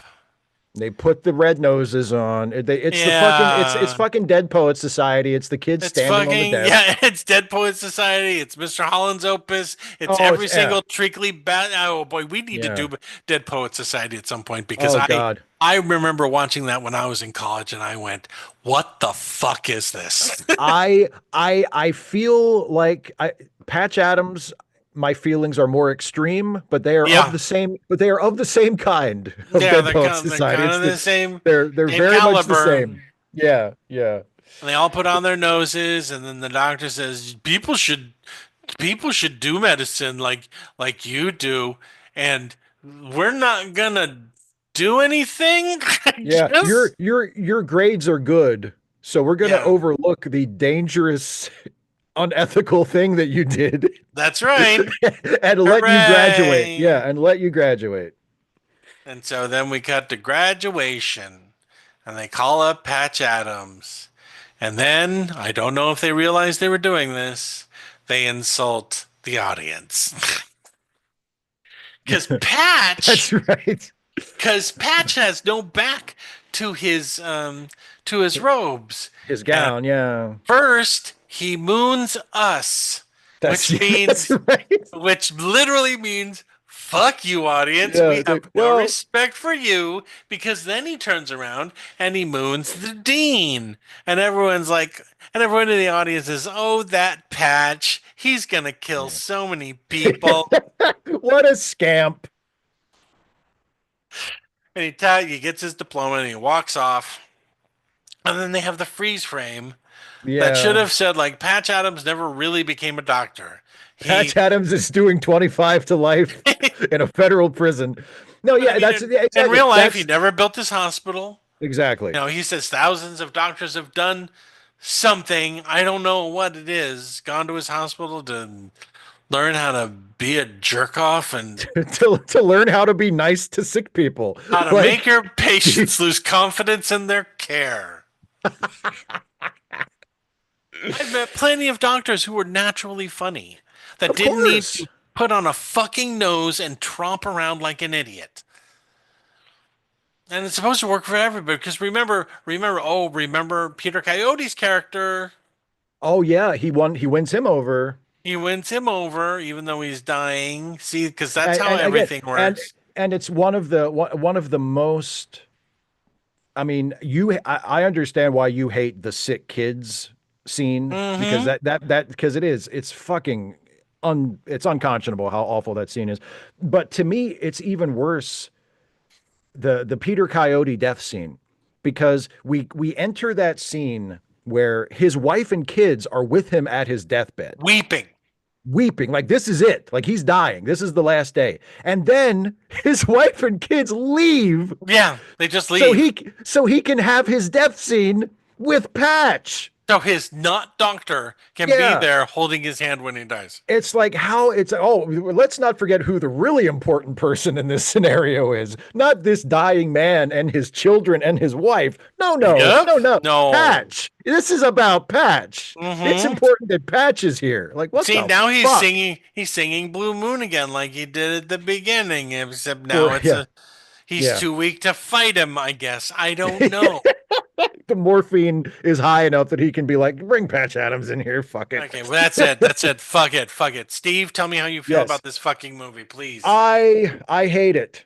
I hate it. I think we mentioned earlier when you did the Who Made It, this was directed by Tom Shadyac. I think Tom Shadyac should be killed. Yep. I think this is such a, I mean... No, that's not what I think. Yeah. I think Tom Shadyac should get very sick and go to a hospital, and his doctor walks in dressed like a clown, says nothing about his treatment, falls down, slips down, falls over, and then leaves. Not so funny now, is it, motherfucker? And then just leaves him there. No, it's sentimental, it's cloying, it's manipulative, it's so fucking lazy. Yep. It's phony as hell. And there's not a trope that it was like they had to book a trope. So they said, which trope? Which haven't we done yet? They killed off the love interest. Then he has he didn't mention this, he has this fucking scene where he talks to God. And that's my God, that's right. And just to anybody, I understand life gets rough. Okay. I understand people get really low, people get really down. If you ever find yourself standing on the edge of a cliff, literally out loud cursing God for something bad that happened to you, that didn't even actually happen to you because it happened to someone you care about, and that sucks, but you're not the one who got murdered, dude. Like, oh, that's right. Yeah, that's right. He briefly he was going to commit suicide again. And then we saw the butterfly. The fake butterfly? The fake butterfly. Because remember, it's like she said, I just wish I could. I used to envy caterpillars because they can turn into beautiful butterflies and fly away. And then after she's dead, there's a monarch butterfly flying around and landed on his finger. Like, oh look, it's like she's not even dead. There should have been letters flying at the bottom that said, "Thanks, Forrest Gump," flashing at the bottom. Thanks for stealing this. And by the way, and speaking of Forrest Gump, we mentioned earlier the musical score.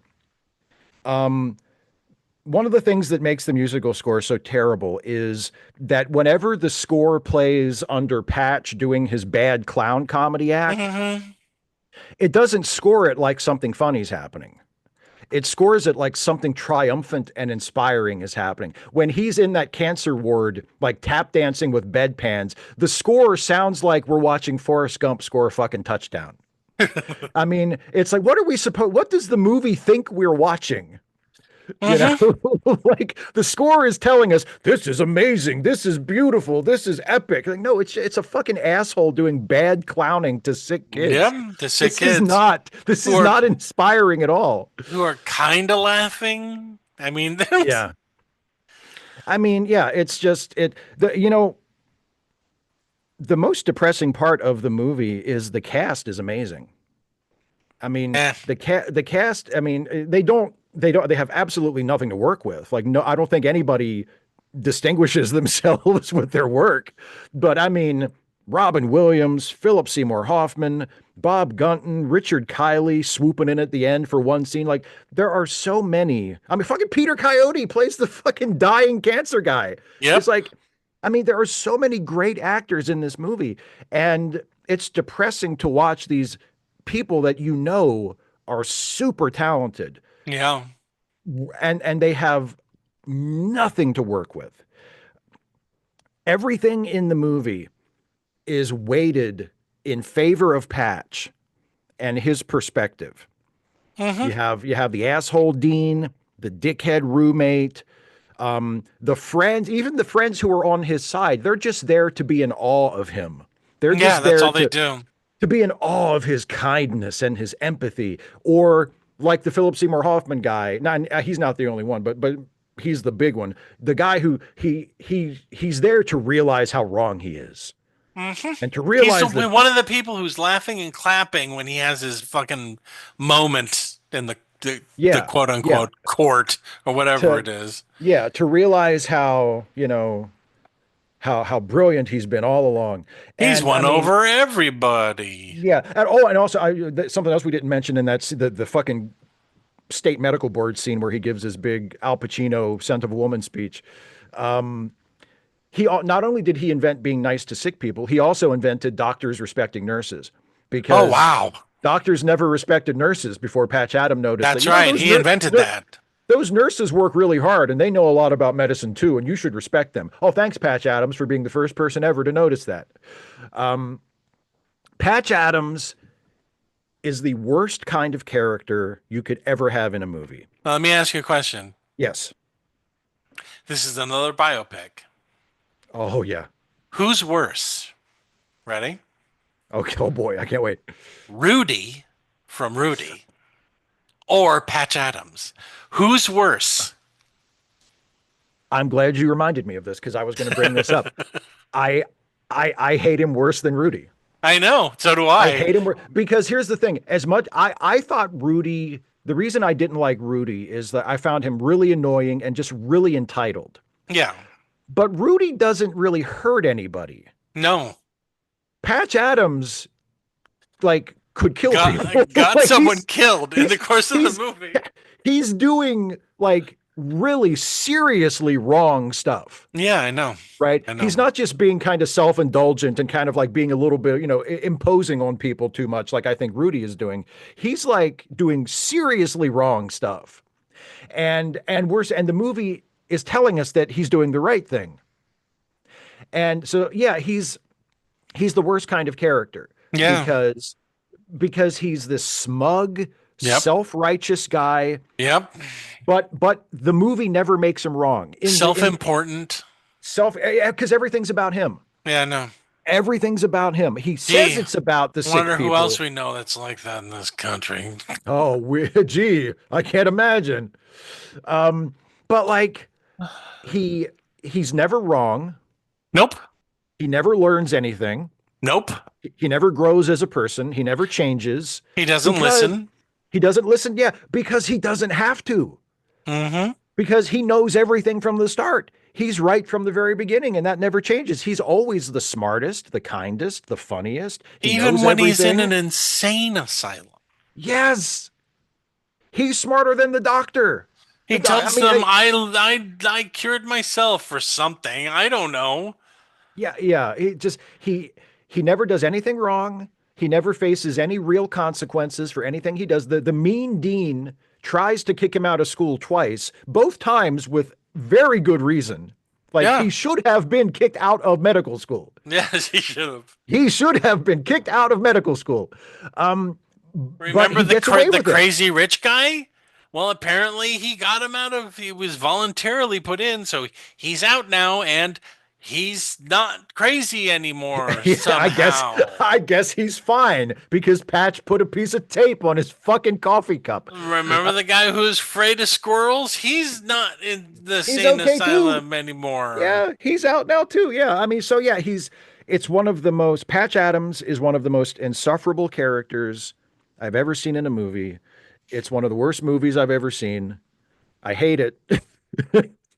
I despise it. I despise what it's trying to tell me. Yeah, I go ahead, please. Let me beat up Patch Adams for a little while, shall we? I hate it. I hate it. I hate it. I hate it. Here's the thing. I'm not surprised that this has a 70% on Rotten Tomatoes because audience, as near as I can tell, after the results of this election, the American people are fucking stupid. And of course they fell for this goddamn piece of shit. Yes. Basically, someone strutted in and said, look how great I am. They went, oh yeah, he's great. Oh, if only more doctors would do what he does. Because they put no thought into what it actually means to be a doctor, what you have to learn in order to be a doctor.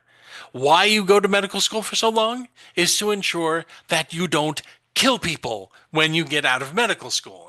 That's kind of there. Yeah. Whatever your reasoning is, whether you want to help people, no matter what it is you want to do, whether it's just you're just doing it so you can make money, whatever it is, their job is to make sure that you do these things so that you don't kill people when you become a doctor. This movie does not show him practicing medicine ever. Not making a diagnosis, not recommending treatment, not doing anything. They keep having to remind us, oh no, he's super smart. He's learning everything. He's super smart. He's learning everything so that he has plenty of time to jerk off in front of all of these patients and make them feel better. And the audiences went, oh, I wish my doctor was funny like that. And the only thing that I can think of is none of these people have had the experience yet of being terrified that they're going to be dying in the hospital. Yeah. And all they can do is say, oh, if only all doctors were like that, until I'm in the hospital now and I don't want a doctor to show up like Patch Adams. I want medicine. I want treatment. Last year, I went into the hospital with heart failure. If a single doctor walked into my room doing that bullshit, I would leave. I would leave. Yeah. Because it's like, oh, and this person is the one that's overseeing my treatment? No, thank you. I'm leaving now. Bye-bye. Yeah. Just leave. Well, because when you're in that situation, you don't want someone to obnoxiously try to make you laugh. You want someone to say, hey, I know what I'm doing. You're in good hands. Mm-hmm. You know, like there's no guarantees, but we think we know what's wrong, and we're gonna help you. Like that's what you're gonna be fine. You're gonna be okay. You want someone to reassure you, to say, okay, I maybe I'll get through this because these people seem like they know what they're doing. A couple of years ago, Steve got a vasectomy. I think everyone knows that, right? Yes. And if they don't, they know now. Steve's got the snip. Steve, I got the snip.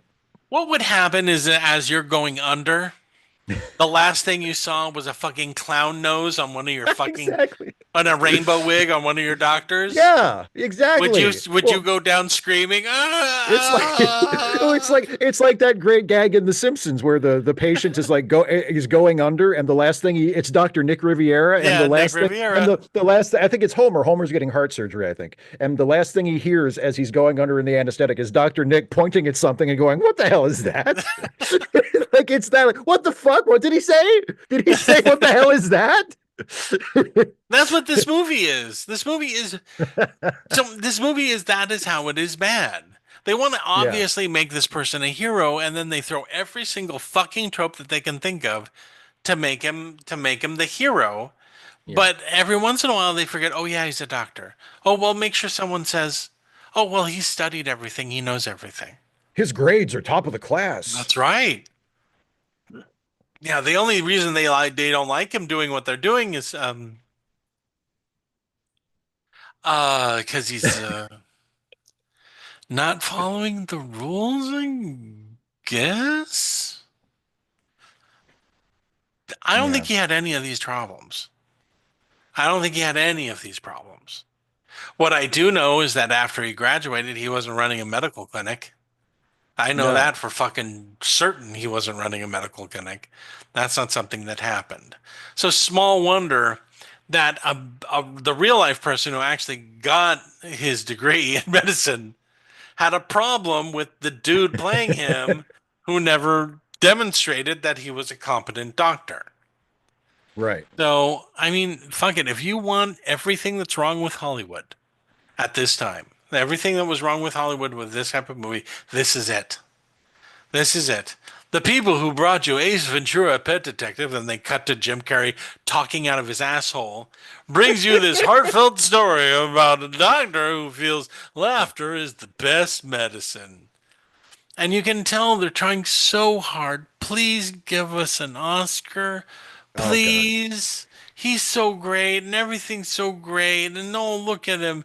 Oh, and isn't it sad when his girlfriend died? And then he has a speech at the end and everyone slow claps and everyone's wearing noses to support him. And oh boy. And it's like, make this stop. Yeah. Look, there's a certain level that someone reaches when you hit a point where you're like, okay, this isn't real anymore. You're not attempting to make it real. I mean, I get it. It's fiction. Everything's fiction. But we're told at the beginning, based on a true story. And we're like, okay. And then as you watch it, you go, none of this fucking happened. No. None of this happened. And I mean, yeah, okay. Some of the basic things. He went to school. He did all this. But this is the Babe Ruth story, except the jerk-off dresses up like a clown. Exactly. instead of and Brad tried to supposedly practice medicine instead of being a prodigious baseball player. And that's what this is. And it feels false. It feels fake. That's the reason why the Babe story didn't work. The Babe Ruth story didn't work. It's the same reason why this doesn't work. Yeah. And so I don't recommend it. Steve, you don't recommend it. It's not classic. Fuck it. Absolutely not. No, it's one of the worst movies I've ever seen. Loved by people who've never had to be treated for anything. Yeah. Apparently. Because if you've ever had to be in a hospital fearful for your life, you'll watch this and say, fuck you, movie. If you've ever actually needed a doctor for yourself or for someone you care about. That's right. I cannot imagine watching this movie and being anything but fucking infuriated. That's right. That's right. You know. All right, Steve, it's time for us to recommend something. Recommend something. Oh boy. Fuck it. I'm recommending Awakenings. Okay, why not? It's not one of my favorite movies. I don't think it's that good of a movie, but it's better than this shit. And it's Robin Williams playing a doctor. And I wish they'd had kept in the fact that the majority of them just started masturbating and couldn't stop. I can move again. Fuck yes. Fucking, I'm coming on everything in this place. Yeah, but it's based on a true story. It's based on Dr. Oliver Sacks, who is also the inspiration for my favorite schlocky medical drama at the moment called Brilliant Minds, which is absolute garbage, and I love it. But no, so Awakening, he's a doctor and he's working with comatose people, and then he finds a way to wake them up out of the coma, and one of them is Robert De Niro, and he's like, hey, it's Robert De Niro. And then eventually he goes back into the coma, and they're like, oh, that sucks. But maybe it was just nice that he was awake for a little while. The end. So, it's not great, but it's okay. Nope. And it's better than this fucking shit. So I'm recommending Awakenings. If you want to see Robin Williams play a doctor and it not be the worst fucking thing you've ever seen. Well, as you guys know, I like to recommend a movie from the same year as the movie we just reviewed, and it's 1998. And I'm recommending something kind of based on a true story, but not. It's one of those, this isn't based on real things. Wink. I am recommending Primary Colors. Oh, yes. The not true story about Bill Clinton. Yes, where John Travolta doesn't play Bill Clinton. That's right. Not at all. Nope. But boy, it's good. Boy, it's a good movie. It is. It is, yeah, it is. It's great, and Kathy Bates is fantastic in the movie because she represents the morality of these people that they've just tossed to the side. It is a heartbreaking scene when they discover that one of the people that are going to be running against them has this tragic age-related, tragic thing. And the first thing the two who are supposed to be their best friends from college start talking about how they can utilize it to their advantage breaks her fucking heart. She has such a great monologue at the end of this, and you feel so bad. And unlike in real politics, they don't exploit it. Yeah, exactly. It's a fantasy, but it's a good movie. But it's one of those things that came at the end of Clinton's second term as president, and you went, huh, maybe they aren't great. He might not be that good of a person. I had a very close friend that worked for Hillary Clinton, and I can tell you right now, got trapped in the basement with her during one of the New York blackouts. No. Primary Colors. If you haven't seen it, it's great. I can't remember who directed it, but it really is a great movie. It's a good movie. Yeah. All right, see, if time for you to make a terrible choice, just pick it up. Give a shit. Fuck it. Patch Adams has destroyed everything. As you know, my latest gimmick for this is that we're choosing actors, and there's 3 movies from a particular actor that are considered classics. You pick one, and we'll review it. It's A, B, or C, and the actor this time around is Jack Nicholson. Oh, boy. So, Steve, pick A, B, or C. C. None of these are considered bad. Had you chosen A, we would have reviewed Easy Rider. Oh, okay, yeah. Okay. Had you chosen B, we would have reviewed A Few Good Men. That would have been fun. But you wouldn't. Had you, I think the only reason is tirade at the end. Yeah. Right? Yeah. It's the only thing famous about that movie. Yeah. But you chose C, which is, for Steve, a twofer. Ooh. Because not only is it a Jack Nicholson movie, it's a Stanley Kubrick movie. It's that one. It's that movie. The movie which said, I don't care if it's similar to the book, just give me the money for my cocaine. It's the next movie we're going to review, so make sure to watch it. It's a Christmas movie. It's got snow in it. That's right. It's a Winter Wonderland. If only he had a Santa hat while stalking around that hotel. With a fucking axe. With a fucking axe. The axe and a Santa hat. Dank! Santa's here. And he breaks through the door, chops through the bathroom door. Ho, ho, ho. Oh. Writes itself. The movie we're going to review next is what many people consider a horror masterpiece. Mm-hmm. Stanley Kubrick's The Shining. Yeah. And that's it. Thanks, you guys, for tuning in once again. This is Jason Harding, and go see a movie this week. And this is Steve Shives, and in the words of me, musing after having watched Patch Adams, what's wrong with death? Yeah, I was thinking the same thing. What's wrong with death? You get to the end of the movie and you're like, you know what? He's right. Death is not that bad. No, what's wrong with it? I mean, let's see, watch this again or death. Death isn't the worst thing. I know that now. What happened? Okay, so the Gesundheit Institute, the supposed Gesundheit Institute, is supposed to be training doctors on how to be goofy jackasses like him. Right? I guess, yeah. But what if it was open to all professions? What if you walk in and you're on trial for fucking murder, and your attorney comes in with a fucking clown nose, a fright wig, shoes, and he honks his way of, Your Honor, I would just like to say,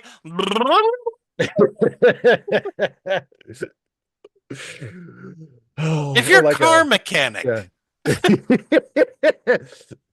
Starts pulling an unending bandana out of the open hood of your car. Here's your problem. Okay, look, do I need a new transmission or not? Because I'm gonna need to take out a loan. Hang on a second, honk honk. Your heart's broken. fuck, man? Please stop it. Just Everything fix turns what's into wrong. a 45-minute transaction with everybody.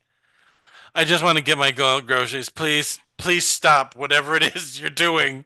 You know, there was a guy, I think his name was Rodney. There was a guy who was a waiter at a bunch of different restaurants in my area. Yeah. I think he kept getting fired because like every few months, like my friends and I would go to a different restaurant and he'd be working there. And he was like, and I mean, I don't want to insult him and say he was Patch Adams level of annoying, but he would like do little things, like little performative things that he didn't need to do. Like when he would bring you your check at the end, they give you like your receipt or your check on that little plastic tray, and you either put your cash on it or you put your card on it or whatever. He would spin the tray on the end of his finger and then like set it down on the table. And he's like, here you go. Here's your check whenever you're ready. And I'm like, what are you expecting from this? A tip. Like, what are you expecting? You want a good tip from me? Be a good waiter. Like, if I ask you for something, bring it to me. And other than that, leave me the fuck alone. Let me talk to my friend. Like that's how you get a good tip. Not by like inserting yourself. I don't need the cashier at the grocery store turning everything that they scan into a fucking magic trick. No, just do your job. Just do your job. I mean, could you imagine getting pulled over for speeding and the cop that's walking up is dressed like a fucking clown? The cop does like handsprings from his car to yours. The act of him writing you a ticket becomes a 75-minute fucking goddamn second-rate Charlie Chaplin routine. I can't find my pen. Hang on. Oh, it was in my nose. Boop. He's not even talking. He's just miming all of this stuff. He's like miming the dance from the Gold Rush with the forks and the. How was school, Timmy? I really have no idea, Mom. My teacher walked in dressed like a clown and then sawed one of the kids in half, slipped and fell down 15 times. Mispronounced the names of every single person during history class, and then said that 5 + 5 is sloobity-doo. And then it doesn't matter what you learn in school, kids, as long as you know how to laugh. Then he forced us to eat candy. Well, he forced us to eat candy. He wouldn't let us leave until we laughed at his jokes. Oh, well, we have that now for president, don't we? So there we go. President Patch Adams. Except at least Patch wanted to try and help people. Who cares? Did he? He was completely misguided. But are we sure that's what his motivation was? Well, no, his motivation was masturbation, but I guess, but at least he seemed, in his deluded mind, he seemed to want to help people. Okay, that's it. All right, goodbye, everybody. Goodbye, everybody. Goodbye. Just pull the plug, Steve. Pull it. Pull it out and wrap the cord around my neck. End this. I don't understand. You're here for a hangnail. Just do it. Do it before the doctor comes back. Do it or I'm going to jail for murder. That's what's going to happen. That's the choice in front of you right now. Okay, bye, everybody. Bye, everybody.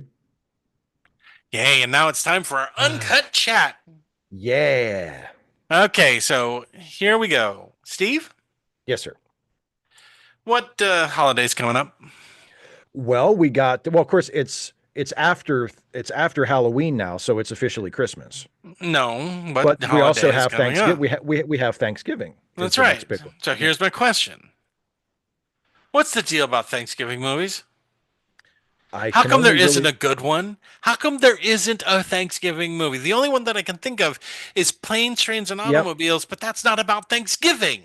That's the one I was going to say. But yeah, it's about people trying to get home for Thanksgiving, but it's not actually about the Thanksgiving holiday itself. It's about making friends with someone. It's about understanding somebody. Yeah.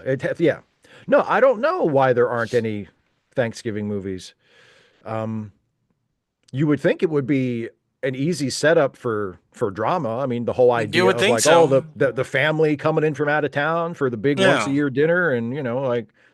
I mean, are we supposed to be thankful that they're making Thanksgiving horror movies now? Yeah.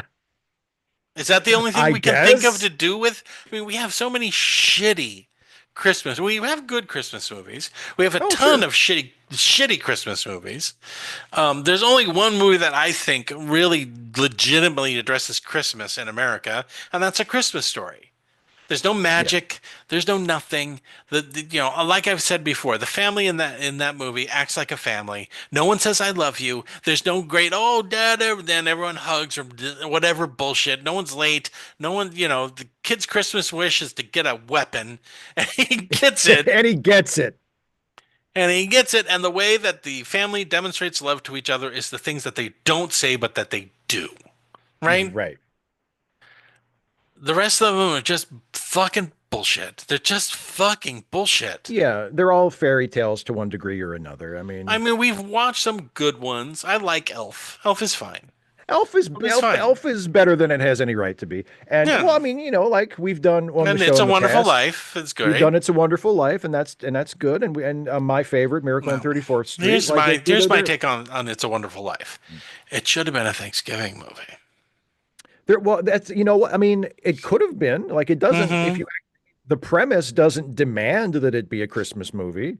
But I mean, think of it. The themes are be thankful for what you've done and that's true. The positive things that you've done in your life. And if it had been it's Thanksgiving, the day before Thanksgiving or whatever, and all that stuff happens, and then Clarence comes along and blah blah blah blah blah. It kind of maybe it's too trite. Maybe it's too close to the holiday, right? Maybe. But it seems a better fit than Christmas, Yeah. But regardless, hey, Steve, is there a Thanksgiving movie that you can think of? I mean, I'm trying to remember if the movie The Family Stone takes place at Thanksgiving or Christmas. I don't know what that movie is. What I the fuck know is it? It's a really good movie. It's Diane Keaton and Craig T. Nelson, and fuck him in real life, but he's good in this movie. And wait, Rachel McAdams. Why are we fucking Craig T. Nelson? He's like a Republican guy. Oh, okay, whatever. Yeah, okay. Fuck him. But and yeah, it's a good movie. But and it takes place over a holiday dinner. I think it's Christmas, but it might be Thanksgiving. But no, I can't really think of any. Barring that possibility, which I'm not sure about. I think that we haven't gotten a great drama set around Thanksgiving. We haven't gotten, a really great whimsical children's movie about Thanksgiving. It's kind of the same thing with Halloween. We get a lot of horror movies about Halloween, but what I've always wanted for Halloween is someone to adapt my favorite Halloween thing ever, The Halloween Tree by Ray Bradbury. It's one of my favorite stories ever, and no one's going to adapt it. The ending of that is literally kids giving away years off the end of their life so that their sick friend can continue living. Yeah. After seeing all of the roots of Halloween, right? Because some weirdo magic man comes along and says and shows them all this stuff, and I don't think anyone's gonna adapt it, and if they do, they'll fuck it up.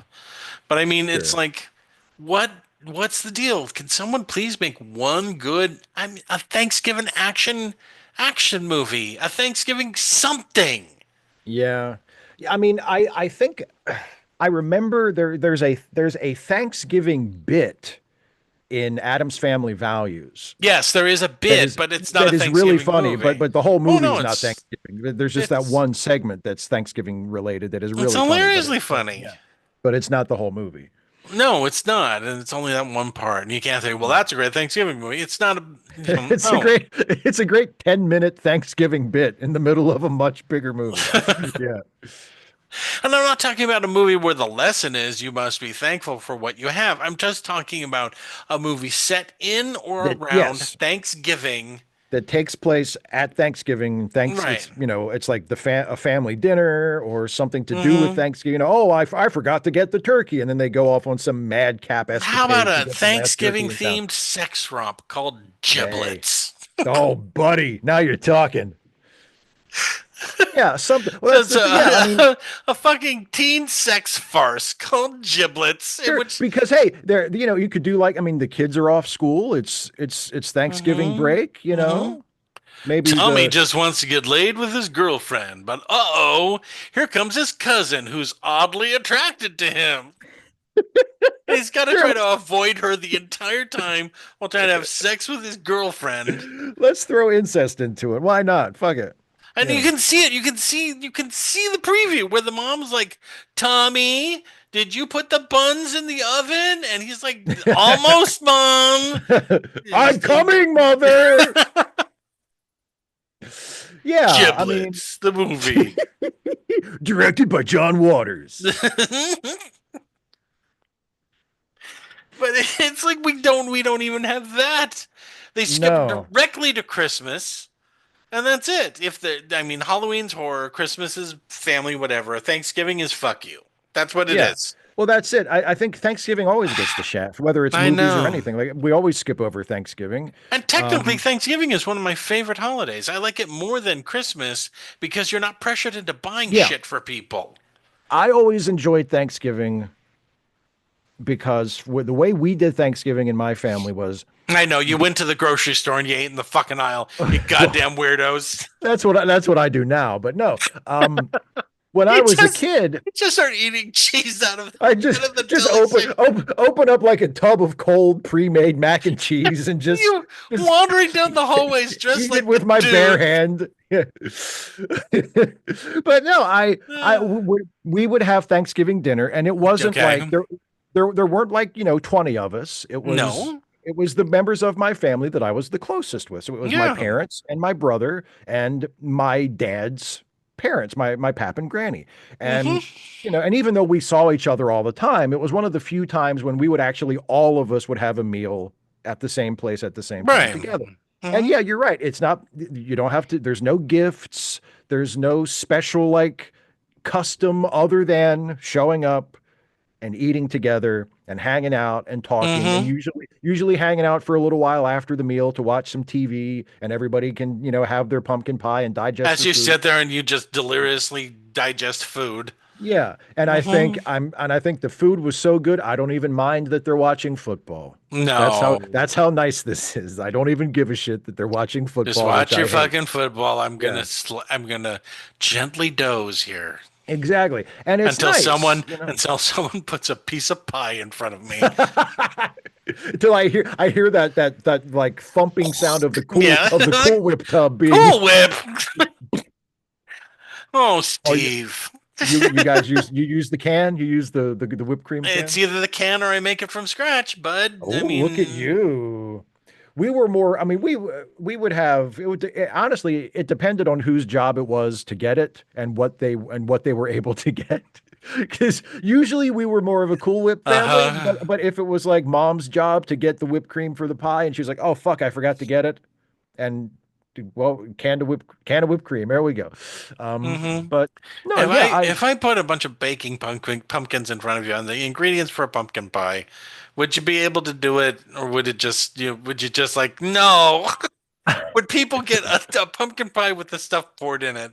Like a pumpkin with all the ingredients poured into it? If you gave me a recipe that I could follow, I would like to think I could do it. But I've never made a pumpkin pie from raw scratch. Pumpkin before. Yeah, from scratch. No, you don't make it from raw pumpkin ever. Well, you know what I mean. From pumpkins. Do I? Like I make give me the shit in the can. That's what I need. I need the fucking can. You've baked a turkey, right? Yeah. Okay, there you go. See, that's once you know how to bake a turkey, or what do you stuff it with? What's your secret? You don't. No. Of course, you have to stuff it with somebody. Just you like bread. Okay, I'm going to give you my secret too. Pepper and sage and perfect turkey. Okay, you ready? Okay. All yes. Right. You stuff it with apples. Ooh. Chopped apples and cranberries. Okay. Oh, I like. You want a juicy fruit that's going to release as it cooks. It's going to release its juices out, and it's going to impregnate the meat that's surrounding it. Okay. So that's what you stuff inside of it, and then on the outside, all you do is use coarse salt. That's all you do. Coarse salt. Don't fucking stick butter up underneath the goddamn skin. Under the skin. Don't get something to inject the bird with. coarse salt. You truss that thing up tight. You stick it in the oven. What the salt does is it dehydrates the skin so it's crispy. You like that, yeah. Mm-hmm. And then so it has some flavor to it.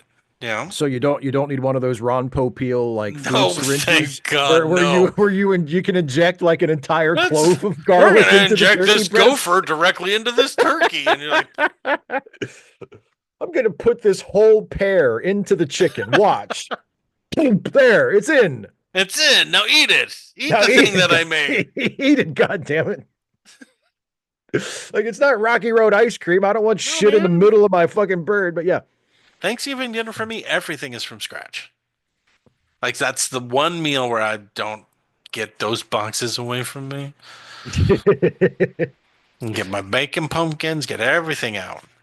Takes way too much time for ungrateful people to slop it up, but I feel pride in what I make. You're like Bob from Bob's Burgers.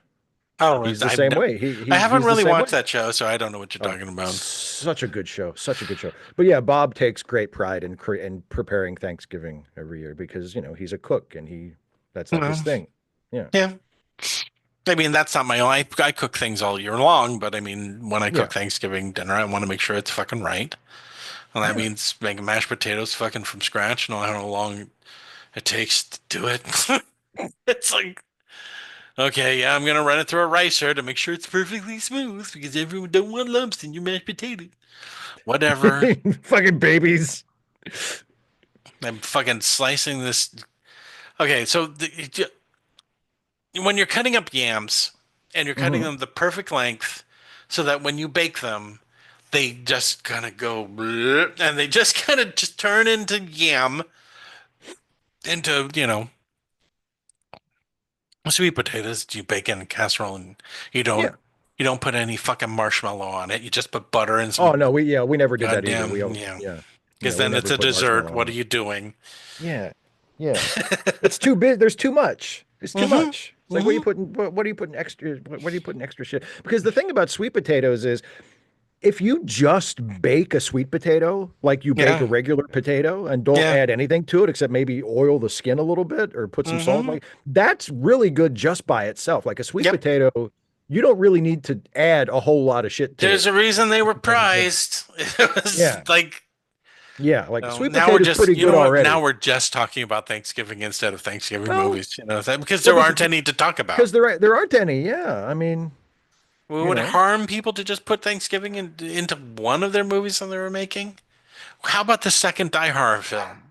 We really had to set that at Christmas again? That would have been perfect. They could have established a whole Die Hard pattern where every movie was set during a different holiday.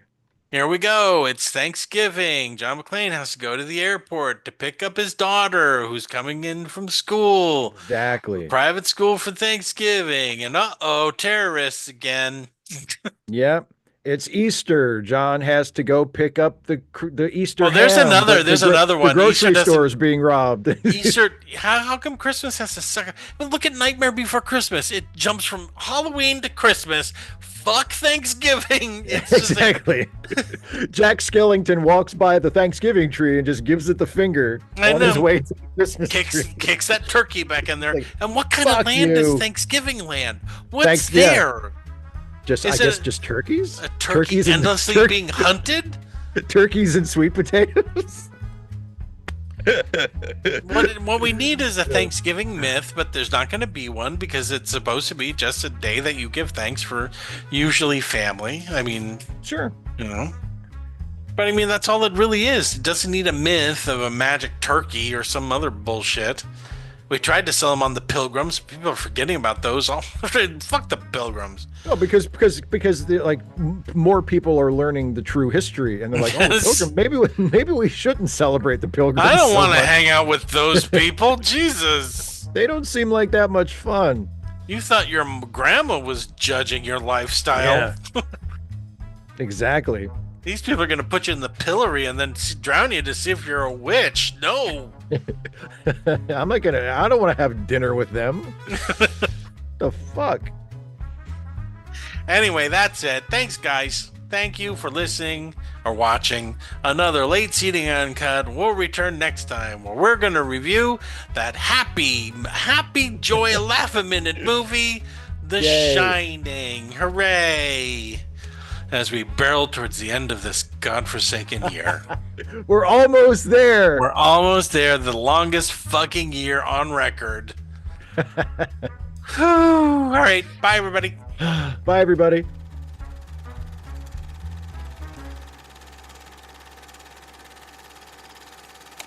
Late Seating is a Let Me Listen podcast production featuring Steve Shives and Jason Harding.